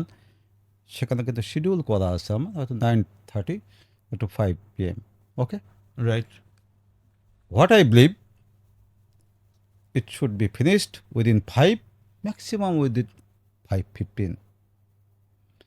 5টার পরে 6টা 7টা পর্যন্ত 8টা পর্যন্ত যদি আপনি মিটিং করেন, কোনো প্রোডাক্টিভ মিটিং হওয়া আর কি আদৌ সম্ভব? সারাদিন তো ইম্পসিবল। সো দ্যাট আপনি যদি Tough. বলেন ইনস্ট্যান্ট একটা মিটিং 2টা থেকে 5টার মতো ডাকা, অ্যাটলিস্ট আমি এই থিওরিতে বিশ্বাস করি না এবং কোনোভাবেই করি না আমি। কারণ মিটিং হচ্ছে হওয়া উচিত প্রি শিডিউল্ড। হ্যাঁ, হঠাৎ করে কোন situation, that is another thing. Another thing sir, সেটা হইতেই পারে। সিচুয়েশন সেটা 6 মাসে হতে পারে, একটা 3 মাসে হতে হতে রাইট স্যার। কিন্তু এটা রেগুলার প্র্যাকটিসের মধ্যে আসা, আমার যদি আমার কাছে আপনি জিজ্ঞেস করেন আমি বলবো স্যার হয়তো No. মাসে একদিন করলে এটাও মানা যায়, নো, যে yes, মাসেও আমি- একদিনও মানে কেন হবে যদি কোনো আসলে? কারণে একদিন মাসে করলো সেটা হয়তো মানা না, যায়, কিন্তু মান্থলি মিটিং তো আমাদের আছে আসলে, মান্থলি মিটিং তো ইন্ডিভিজুয়ালি হয়। মানে আছে তো আমাদের, রাইট স্যার। এবং সেটা সেট মিটিং আমার। Right sir. তাই 2টা থেকে 5টা পর্যন্ত যদি অ্যাকচুয়ালি 2টা থেকে 5টা পর্যন্ত আপনি বলছেন, আমরা বলছি, কলিগ কিন্তু 2টার সময় কিন্তু আসলে যেতে পারে না আসলে। না স্যার, না, আলটিমেটলি তাকে যে কিন্তু ফ্রেশ হতে হতে 3টাই বেজে যায়, 3টাই বাজে। তাকে খেতে হবে, তাকে 1 ঘন্টা রেস্ট নিতে হবে, তারপর আবার তাকে বের হইতে হবে, রাত 11টার মতো থাকা লাগবে। এই জিনিসটাকে আমরা রিয়ালাইজ যদি না করি, তাহলে এটা তো কলিগদের প্রতি অন্যায় করা হয় আসলে, তাই স্যার, না? কিছু কিছু কোম্পানি মনে করে কি যে আমি ওনারে একবারে সকাল 8টা থেকে রাত 12টা পর্যন্ত কিনে নিছি, সো যা খুশি তাই করবো আর কি, এরকম একটা ব্যাপার। অনেক ফার্মাসিউটিক্যালস কোম্পানির মানে টপ টায়ারের এরকম একটা মেন্টালিটি গ্রো করেছে, যেটা আমি স্যার, আমি অনেস্টলি বলছি স্যার, কেন আমি তো স্যার, আপনি তো অনেক কোম্পানিগুলোতে ট্রেনিং করাই, সো স্যার যখন ট্রেনিং করাতে যাই তার আগে আমরা যেটা করি যে ওই কোম্পানিগুলোর রুট লেভেলটাতে কথা বলি, মিড লেভেলে বলি, ফার্স্ট লাইন লেভেলে বলি। সো কথা বলতে গিয়ে আমাদের একটা কমন কিছু প্রশ্ন থাকে, সো ওই কমন প্রশ্নের মধ্যে গিয়ে দেখি যে অনেকগুলো কোম্পানি এই প্র্যাকটিসটার মধ্যেই আছে। হুটহাট কোনো কথা নেই, এখন নতুন করে বেরিয়েছে গুগল মিট, নাইলে জুম, নাইলে এখন নতুন করে আবার হোয়াটসঅ্যাপে সুযোগ দিয়ে দিছে, ধুম করে হোয়াটসঅ্যাপে লাইনে আসেন কথা বলি। ওই বেটা ভাত খাচ্ছে, এর মধ্যে মিটিং শুরু করে দিছে, কোনো কথা বার্তা নেই, পুরো দৌড়ের মধ্যে রাখছে। এইটাতে যে চ্যালেঞ্জটা হচ্ছে স্যার, আমরা যেটা দেখছি দূরে থেকে, বা আমরা এটা বাড়ি থেকে যেটা দেখছি, যে মানুষের দিনকে দিন এই সেক্টরটার প্রতি জব করার একটা অনীহা তৈরি হচ্ছে। অনেক ভালো ফ্যামিলির লোকজন আসতে চাচ্ছে কম, অনেক মেধাবী স্টুডেন্টসের, একসময় স্যার আপনারা যখন জব করেছেন তৎকালীন সময়ে, ইভেন এখনও রেডিয়েন্ট এমএসসি কমপ্লিট করা হলে তারপরে নিচ্ছে। এই সেগমেন্টের লোকগুলো স্যার আপনারা হয়তো বা এখনো কিছু পান, অনেস্টলি স্পিকিং অন্য কোম্পানিগুলো এটা পায় না। অন্য কোম্পানিগুলো এখন মাদ্রাসা ব্যাকগ্রাউন্ডে পোলাপান নেয়, এটাই চলতেছে। বিকজ এই জিনিসটা হচ্ছে কেন, যে এখানে কিন্তু স্যার আসলে একটু মেধাবী লোকজনদের কাহিনী সেই জায়গাটা থেকে এখন অন্যদিকে চলে যাচ্ছে, ডিউ টু কোম্পানির এই সকল উল্টাপাল্টা কার্যকলাপের কারণে। এই জায়গাটা থেকে বের হওয়া স্যার খুব জরুরি। আপনি একটা কোম্পানির ডিরেক্টর সেলস এবং আপনার লেভেল থেকে জিনিসগুলোকে বলছেন যে ইয়াস একেবারেই সঠিক না। সো এই জন্য আমি সকল যারা দেখবেন তাদেরকে বলতে চাই যে ভুলেও রাত 11টার পর ফোন দিব না। দুপুরের টাইমটাতে যে সময়টা ওনারা রেস্টে থাকে, এই সময় ডাইকে আয় না, ওনাদেরকে বসা মিটিং এই সমস্ত দানে পানে করে না, এগুলো আসলে বাড়ে না, প্রোডাক্টিভিটি হয় না। Right? আপনি প্রোডাক্টিভ জিনিস করতে চাইলে তাকে মেন্টালি পিস দিতে হবে, স্যাটিসফ্যাকশন দিতে হবে, শান্তি দিতে হবে, তবেই কেবল সেই লোকটা তার সর্বোচ্চটা দিয়ে আপনার জন্য কাজ করবে, এর আগে হবে না। রাইট? হ্যাঁ, দেখুন, আপনি যেটা বলেন, আমি কিন্তু প্রথমেই আপনার এখানে এসে যেটা বলছি আসলে, যে এই রুট লেভেল যেটা কথা আপনি এতক্ষণ বললেন, sir, they are our internal customer. Absolutely sir. আপনি যদি তাদের কমফোর্টের কথা চিন্তা না করেন, আমি আরেকটা কথা বলেছি আপনাকে, যে শুধু তাদের উপরে ছড়ি ঘোরাই কিন্তু আপনি ভালো প্রোডাক্টিভ কোনো কিছু কিন্তু আপনি লুজ করবেন আসলে। আমরা লুজ করবো আসলে, লুজ করবো কীভাবে? লুজ করবো তার থেকে তো আসলে আমি এইভাবে তার উপর ছড়ি ঘোরায় আমি ভালো কিছু তার থেকে আশা করতে পারি না, এটা আমাকে রিয়েলাইজ করতে হবে। অন দ্য আদার হ্যান্ড, আপনি যদি তাকে মোটিভেটেড করতে পারেন, আপনি তাকে বিভিন্ন টুলস আছে আপনার মোটিভেশন দেওয়া, মোটিভেটেড করে কাজ করাটাই আপনি বেটার, নাকি ছড়ি ঘোরায় কাজ করাটা বেটার? মানে প্রোডাক্টিভ কাজ যদি আপনি তার থেকে আপনি যদি বের করে নিতে চান, তাহলে অবশ্যই তার কমফোর্টটা আপনাকে দেখতে হবে, তার ডিসকমফোর্টটাও আপনাকে দেখতে হবে। তার ডিসকমফোর্টটা আপনি দেখবেন না, তাকে এইভাবে হুটহাট যখন তখন ফোন দিবেন, তাকে যখন তখন যে কোনো অ্যাসাইনমেন্ট দিয়ে দেবেন, একসাথে অনেক অ্যাসাইনমেন্ট দিয়ে দেবেন, যেটা আদৌ তার পক্ষে এটা সম্ভব কিনা সেটা আমার বুদ্ধি বিবেচনা আসলো না। আমি একসাথে 7-8টা অ্যাসাইনমেন্ট দিয়ে রেখেছি, এটা তার পক্ষে সম্ভব নয় আসলে। মানে কোনোটাই ঠিকমতো হবে না। Right sir. তো আমি 2টা অ্যাসাইনমেন্ট তাকে দিই, সেটা মনিটরিং করি, আমি রেজাল্টটা কী আসছে দেখি, আমি তারপরে বাকি 2টা আবার দিই। আমার তো দিন তো ফুরিয়ে যাচ্ছে না আসলে। Right sir. একসাথে 5টা দিলে কোনোটাই হবে না। হবে না স্যার। আমি যদি তাকে এইভাবে পেন দিতে থাকি, সে কি আমার প্রতি কি তার যে একটা পারসেপশন, এটা কি ভালো দাঁড়াবে? কখনোই সে কি না। কোম্পানিকে ভালো ডমিনেট করবে? No, সে ভালো একটা কাজ করবে। দেখুন, আপনি যদি বলেন ডক্টর কল, ডিটেলিংস আছে সেখানে, pre call, post call analysis, আমরা যেটা বললাম right, আর কি। sir. ফ্রুটফুল কল সে করলো না, আপনি কি করবেন আসলে? কল করার মধ্যেও তো আসলে তো অনেক ক্রাইটেরিয়া আছে। অনেক আর্ট আছে স্যার, অনেক। আমার 3টে ব্র্যান্ড বেনিফিট আছে, রাইট স্যার। সে বললো না, একটা বললো না, একটা বললো জাস্ট না। স্যাম্পল দিয়ে চলে আসছে। স্যার অথবা বা একটা ম্যাডাম দিস ইজ এটা হ্যাঁ। রাইট। তো এটা এই জন্য বলছি আসলে সত্যিকার অর্থে এরা আমার কলিগ, অ্যাটলিস্ট আমার কলিগদের আমি বলতে পারি আসলে যে এটা আমি এমন কোনো নির্দেশনা আসলে আমার সিনিয়রদেরকে আমি দিই না যেটা আমার কলিগরা আসলে মানে অ্যাটলিস্ট মানে ঠিক তারা ক্যারি করতে পারবে না, এমন কোনো নির্দেশনা আমি দিই না, এবং আমার মনে হয় এটা দেওয়া উচিত নয় উচিত আসলে। না স্যার। আবার এটাও ঠিক, এমন নির্দেশনা যাওয়া উচিত যে নির্দেশনা গেলে কলিগ খুশি হবে, সে মনের আনন্দে কাজ করবে, সুপারভাইজারও আনন্দ পাবে, কলিগও আনন্দ পাবে, কাজটা ফ্রুটফুল হবে, রেজাল্ট ওরিয়েন্টেড হবে। Right sir. দিন শেষে, মাস শেষে, বছর শেষে দেখবেন যে আসলে this was the best way what we had done. Absolutely sir. এবং রেডিও ইউনিভার্সিটির কাছে কিন্তু তাই করেছে এবং Right. তাই কিন্তু করে দেখিয়েছে আসলে। সেজন্যই তো স্যার That আপনার is- নাম্বার ওয়ানে আছেন আর কি স্যার এই Thank you, জায়গাটায়। Sir thank you. আমি আরেকটা জায়গায় স্যার আপনাকে একটু প্রশ্ন করতে চাই। ম্যানেজাররা জি। অনেক সময় বলে যে কোনো কলিগ যদি টার্গেট আসলো তার কাছে, সে করতে পারতেছে না, অথবা কোনো একটা অ্যাসাইনমেন্ট দিল বা কোনো একটা ক্যাম্পেইন আসলো, সে করতে পারছে না। এখন যখন বলে যে স্যার এটা আমি পারতেছি না, তখন ম্যানেজার বলে যে আপনার কাজ আপনি করবেন, কেমনে করবেন জানি না। আপনি ভাই এখানে অ্যাসাইন্ড হয়েছেন, আপনি এটা করে নিয়ে আসবেন, কেমনে করবেন আমি জানি না। এই যে একটা মেন্টালিটি বা এই ধরনের অ্যাপ্রোচ ম্যানেজারের পক্ষ থেকে, এটা কি আসলে সঠিক কিনা? Absolutely, this is a layman approach, and he is not a manager. He is not eligible for being a manager. I think wrong selection. Wrong selection, nothing else. Being a manager, he can't tell it. আপনি কিভাবে করবেন না করবেন সেটা আপনার ব্যাপার, আমি যাই না। কিন্তু অনেকেই তো বলে স্যার, এটা বলে, এটা প্রচুর লোক বলে স্যার। হ্যাঁ, এটা বলে, আমি জানি, আমি অনেকেই বলে, অনেক কোম্পানি এটা করে কি আসলে রেজাল্ট ওরিয়েন্টেড কোনো কাজ হবে, আদায় হবে? আপনার কাজ হচ্ছে বিইং এ ম্যানেজার, আপনার কাজ হচ্ছে তাকে ওয়ে আউট করে দেওয়া, কিভাবে যে করবেন তোমার প্ল্যান বের কাজটা, করা। হ্যাঁ, ওয়ে আউট করে দেওয়া, যেটা আমরা করি Right, still we are doing that, way out করে দেওয়া, যে তুমি তোমার এই কাজটা তোমার থাকলেও তুমি এইভাবে করবো, একদম অ্যাবসলিউটলি তাকে। এবং তার নট অনলি দ্যাট, তার জন্যে যে নেসেসারি যে টুলস সেটাও তাকে দিতে হবে আপনার। অ্যাবসলিউটলি। আদারওয়াইজ এগুলো না দিয়ে যদি তাকে বলি যে তুমি কিভাবে করবা, কোত্থেকে করবা, করে আনো, আমি জানি না, আই ডোন্ট নো মানে he is a manager or not, বুঝতে বাট আই পারছি। Think he is not a manager, right sir. তার হি মানে is not at all a manager. Right, আপনারাও শুনলেন, আসলে এই ধরনের লোক কখনো ম্যানেজার হইতে পারে না। সো আজকেও হইতে পারেন এবং হওয়ানো উচিত নয়। হওয়ানো উচিত নয়। এবং রং সিলেকশন, ওই জন্য আমি I repeat, wrong selection, Wrong selection. এতে কোম্পানির জন্য লং টার্মে ক্ষতি হয় কোম্পানি। সুইসাইডাল বলি স্যার আমরা, এটা একটা Right. Suicidal is word. So এই ধরনের কথাগুলো যারা বলছেন আজকের পরে আর বলেন না, কারণ আপনি যেহেতু শুনলেন, আসলে এইটা কখনো কোনো ম্যানেজার এই কথা বলতে পারে না। আপনি কখনো আপনার কোনো কলিগ কোনো ঝামেলা পড়লে আপনার উচিত হচ্ছে তাকে একটা ওয়ে আউট দেখা বা ওয়ে ফরওয়ার্ড দেখানোর পরে দেন আপনি তার সঙ্গে থাকাইবেন।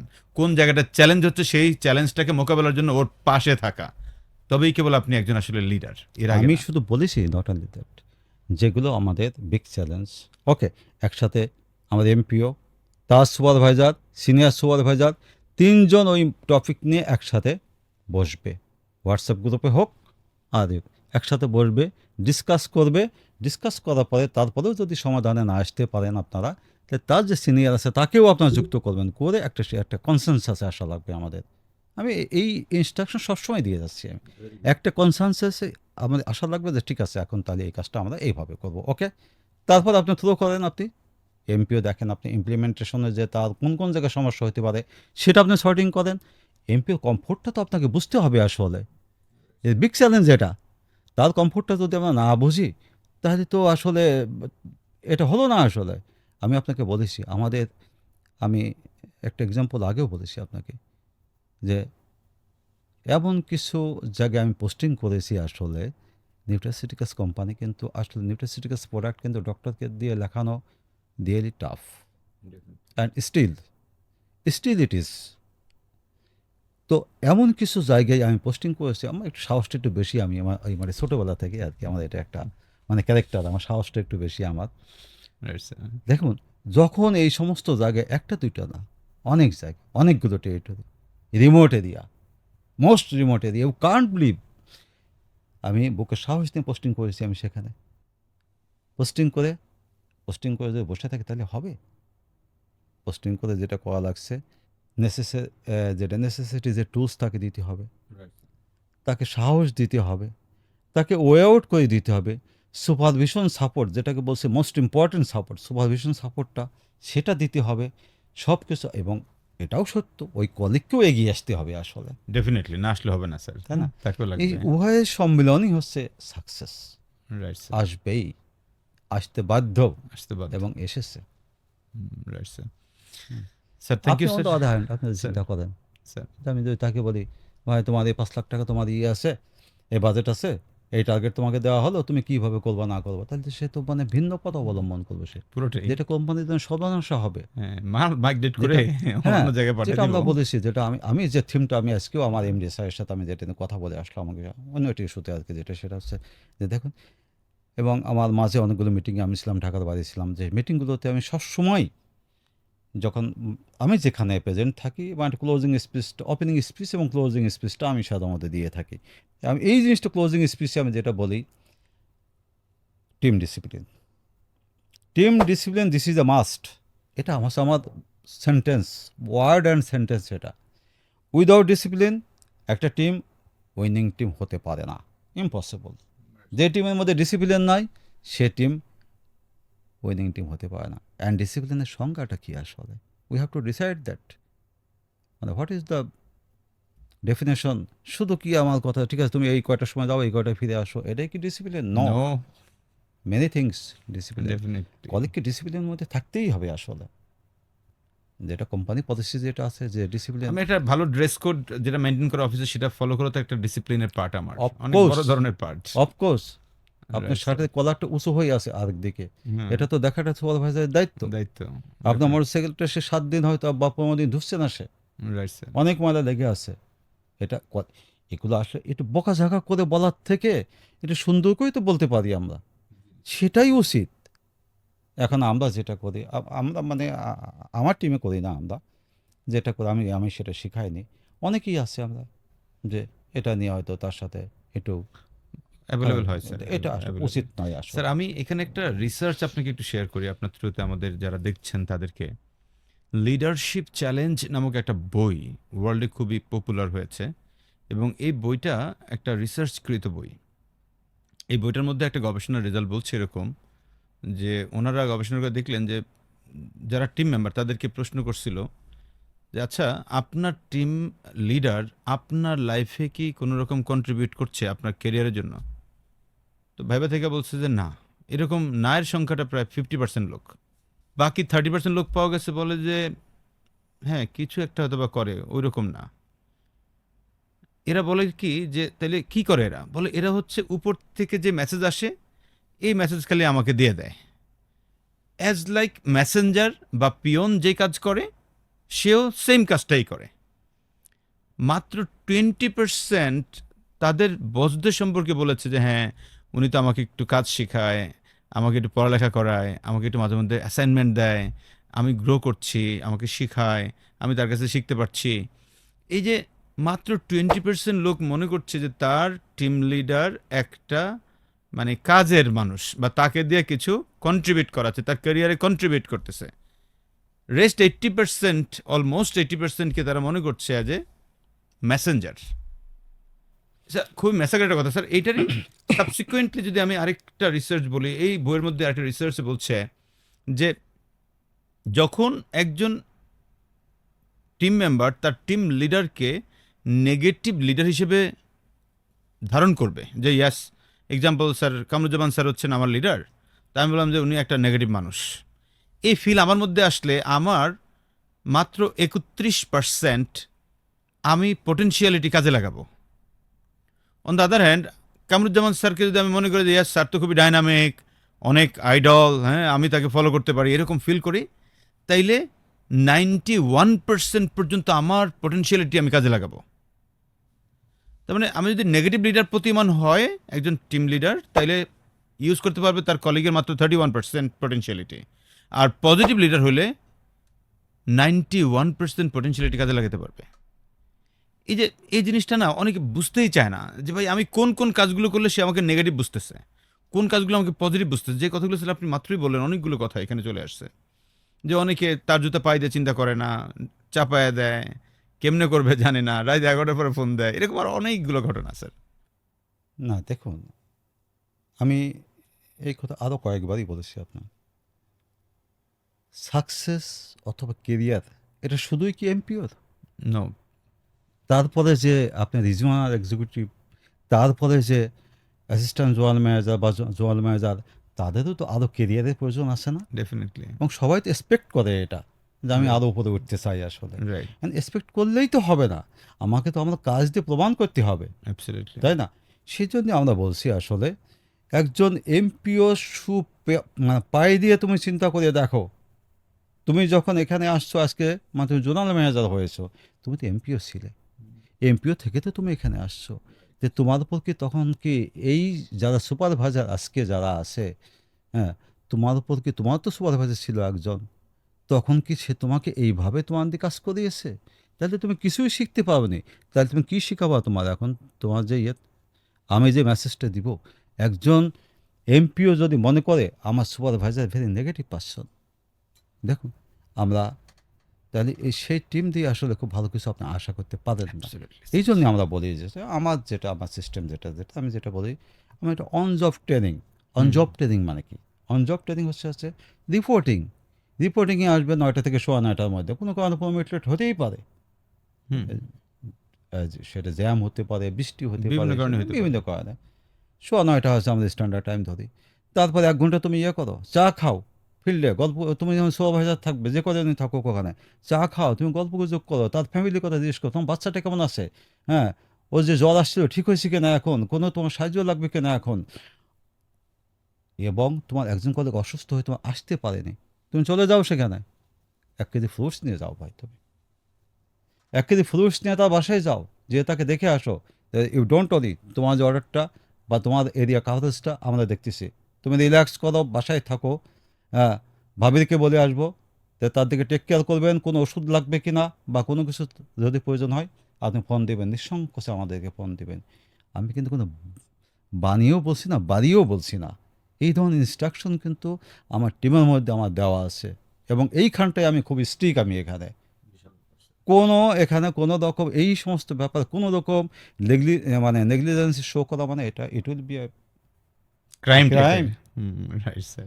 এবং আপনি দেখুন, মানে কলিগের নলেজ বাড়ানোর জন্য আরও যেটা করি, উইকলি একটা সেশন করি, কিন্তু আমরা রোল প্লে সেশন যেটাকে বলি আমরা, রোল প্লে সেশন কিন্তু এটা রিজিওন ওয়াইজ কিন্তু আমাদের, and this is a mostly আমরা এটা থার্সডেতেই করে থাকি আর কি, 1 ঘন্টা বা 2 ঘন্টা, অর্থাৎ এটা রিফ্রেশার্স কোর্স, মানে যেটা প্রোডাক্ট নলেজকে একটু শার্প করার জন্য আর কি, যেটা করে থাকি, হয়তো 1 সপ্তাহে হয়তো 2টা প্রোডাক্ট, আর 1 সপ্তাহে role play session, very much effective. আমরা জিবিএস করাই, মানে বিভিন্ন আমাদের হাতে আছে, অর্থাৎ কলিগ ডেভেলপমেন্ট এটা কিন্তু আমরা আমাদের চেয়ারম্যান স্যারের কাছ থেকে কিন্তু আমরা শিখেছি আসলে। এটা তো কলিগ ডেভেলপমেন্ট যদি আপনার না হয়, আপনি কোম্পানির ডেভেলপমেন্ট আপনি আশা করতে পারেন না। আপনি কোম্পানি প্ল্যান কারা আসলে, আমিও বুঝতে কোম্পানির লাইফ কারা, ওই সমস্ত কলিগ যারা রোদে ভিজে, বৃষ্টিতে ভিজে, রোদে পুড়ে, শীতের মধ্যে, প্রচণ্ড শীতের মধ্যে যারা কোম্পানিকে কন্ট্রিবিউট করছে, এরাই হচ্ছে কোম্পানি প্রাণ, এরাই কোম্পানিকে ডমিনেট করছে, এরাই কোম্পানিকে বাঁচিয়ে রেখেছে। এই ফিলিংসটা যদি আমার মধ্যে না আসে, I am not a leader. Sir, radiant বাংলাদেশে যে স্কিল ডেভেলপমেন্টের জন্য কলিগদের অনেক বড় কন্ট্রিবিউট করে, এটার আমি তো একটা বড় প্রমাণ স্যার। কীরকম? বর্তমানে সবচেয়ে ট্রেন্ডিং স্কিল হচ্ছে এআই বা আর্টিফিশিয়াল ইন্টেলিজেন্স। বাংলাদেশের একমাত্র company, that is radiant pharmaceuticals, প্রথম ফার্স্ট লাইন ম্যানেজার থেকে তাদের সারা বাংলাদেশের ফার্স্ট লাইন ম্যানেজারদেরকে আর্টিফিশিয়াল ইন্টেলিজেন্স শেখানোর জন্য ট্রেনিং হাতে নিছে। অলরেডি আমরা স্যার 10টা ব্যাচ কভার করেছি। কোনো ফার্মাসিউটিক্যালস কোম্পানি কিন্তু এখন পর্যন্ত ফার্স্ট লাইন লেভেলটাতে এইভাবে করায় নাই। এখানে টপ টায়ারের অনেক কোম্পানি আছে, কোনো কোম্পানি করে নাই। আমি তো এটা জ্বলন্ত সাক্ষী, কারণ ট্রেনিংটা আমি করাচ্ছি ইভেন। সো এই যে জায়গাটা, অন্য কোম্পানিগুলো এখন পর্যন্ত এই জিনিসগুলোকে ওইভাবে চিন্তা করে না। ইয়াস, রিসেন্টলি এরিস্টো ফার্মা হাতে নিয়েছে। এরিস্টো ফার্মা সারা বাংলাদেশ ব্যাপী করার জন্য অলরেডি একটা পাইপলাইন তৈরি করেছে। তো এই যে চিন্তাটা করা, যে ডেভেলপমেন্ট করার যে একটা প্রক্রিয়াটা এবং কন্টিনিউয়াস ব্যাপী, আপনাদের তো আলাদা একটা স্যার ট্রেনিংয়ের বিল্ডিংই আছে উত্তরাতে, ওইখানে সারাদিন খালি ট্রেনিংই হয়। রাইট। তো এই যে চিন্তাটা করা, কারণ আপনারা স্যার মাল্টি ন্যাশনাল কোম্পানিগুলো থেকে আপনারা আসছেন বিধায় ওই ফ্লেভারটা এটার মধ্যে, যে আসলে পিপল ডেভেলপমেন্ট ছাড়া ভালো করা যাবে না, এই কালচারটা, এটা স্যার রেডিয়েন্টের প্রতিনিয়ত আপনারা ফলো করছেন, যেটা আমার কাছে মনে হয় যে অন্য কোম্পানি এটাকে আসলে অনুসরণ করা খুব খুব দরকার। বাংলাদেশে আসলে সামনে যে দিন আসতেছে মুক্তবাজার অর্থনীতিতে পিপল ডেভেলপমেন্ট ছাড়া একবারে খুবই ম্যাসাকার হবে স্যার। টাকা পয়সা দেখা ডাক্তারদেরকে প্রোডাক্ট লাগাতে পারবে না, কারণ এত এত ভালো ভালো পলিসি হয়ে যাচ্ছে সামনে, ডাক্তার টাকা নিয়ে উল্টা ডাক্তার বিপদে পড়বে, ওই কোম্পানির নামে জরিমানা হবে। তো এই জায়গাটা থেকে যদি এখনই না বেরোয়, আলটিমেটলি এটা চরম ঝামেলা মধ্যে যাবে স্যার। তো সেই জায়গাটা স্যার রেডিয়েন্ট অনেক ভালো কাজ করছেন sir, thank you so much আপনাকে। এবং আপনি স্যার একটা লম্বা সময় আমাদেরকে দিলেন স্যার। আমি এবার আপনাকে লাস্ট যদি একটা প্রশ্ন করতে চাই, আমাদের এই ওভারঅল আজকের সেশনে আমাদের দর্শকদের জন্য, যদি নিউট্রাসিউটিক্যালস মার্কেটে সে ভালো করতে চায়, সেলসের যে কোনো সেগমেন্টেরই হতে পারে, তাদের উদ্দেশ্যে স্যার আপনি 2 বা 3টা কোনো পয়েন্ট স্পেশাল বলতে চান। থ্যাংক ইউ, আপনাকে অসংখ্য ধন্যবাদ। আমি একই কথা আসলে বারবারই বলবো, একজন কলিগ যদি শুরু থেকে সে যদি মনে করে যে আমি এখানে আমার কেরিয়ার ডেভেলপ করব, তাহলে আমি বলবো যে তার প্রথম চিন্তা করা উচিত আমার ডেডিকেশন, ডেডিকেশন, রাইট। এবং আরও চিন্তা করা উচিত এর পাশাপাশি আমার প্রফেশনের প্রতি আমার অনেস্টি, অনেস্টি, রাইট। সেলসম্যান বুকে থাকতে হবে অসীম সাহস, রাইট স্যার। তাকে মনে করতে হবে nothing is impossible for me, on the other hand everything is possible for me, everything is possible for me. Definitely sir. সেলসম্যানের যদি সাহস না থাকে বুকে, তাহলে কিন্তু সেলসম্যানশিপ চালিয়ে নেওয়া কিন্তু আসলে কঠিন। আর এই ইয়াং পার্সন আসলে মাস্টার ডিগ্রি পাস করে আসছে, সো দ্যাট কেন পারবে না আসলে? হ্যাঁ, তাই আমি মনে করি সবাই সিনসিয়ার যদি হয়, বিশেষ করে কোম্পানি যেগুলো, প্রত্যেকটা কোম্পানিরই আসলে সেট একটা অ্যাসাইনমেন্ট থাকে। সেই অ্যাসাইনমেন্টগুলো আসলে যদি ইথিক্যাল অ্যাসাইনমেন্ট হয়, আমরা যেমন ইথিক্যাল প্র্যাকটিসে আমরা অত্যন্ত বিশ্বাস করি আমরা, হ্যাঁ, আমাদের চেয়ারম্যান স্যার আমাদেরকে শিখিয়েছেন ইথিক্যাল প্র্যাকটিস এবং ইথিক্যাল কাজ যদি তাকে দেওয়া হয় এবং সেই কাজগুলো যদি সে ঠিকঠাক মতো করে এবং তার কাজের মধ্যে যদি সিনসিয়ারিটি থাকে, অনেস্টি থাকে, আমার মনে হয় যে প্রত্যেকেরই কেরিয়ার করা সম্ভব। আর যদি সে মনে করে না, আপনি যেটা বললেন যে এটা যদি টেম্পোরারি বেসিসে নেয়, নো, শর্টকাট বলে কোনো কথা ডেভেলপমেন্টের জন্যে সত্যিকার অর্থেই শর্টকাট কোনো পদ্ধতি নাই এবং নাই আসলে। আসলে নাই স্যার। মানে বড় হতে চাইলে আজকে আপনি যেখানে বসে আছেন, আপনি কোথা থেকে আসছেন দেখেন স্যার, মেডিকেল রিপ্রেজেন্টেটিভ থেকে, এবং সেখান থেকে আসছেন না আপনি এখানে, রাইট তাই না? আজকে কোথায় আসছেন আপনি? আজকে আপনি এখানে আপনার স্টুডিওতে বসে আমার সাক্ষাৎকার নিচ্ছেন আপনি, রাইট স্যার।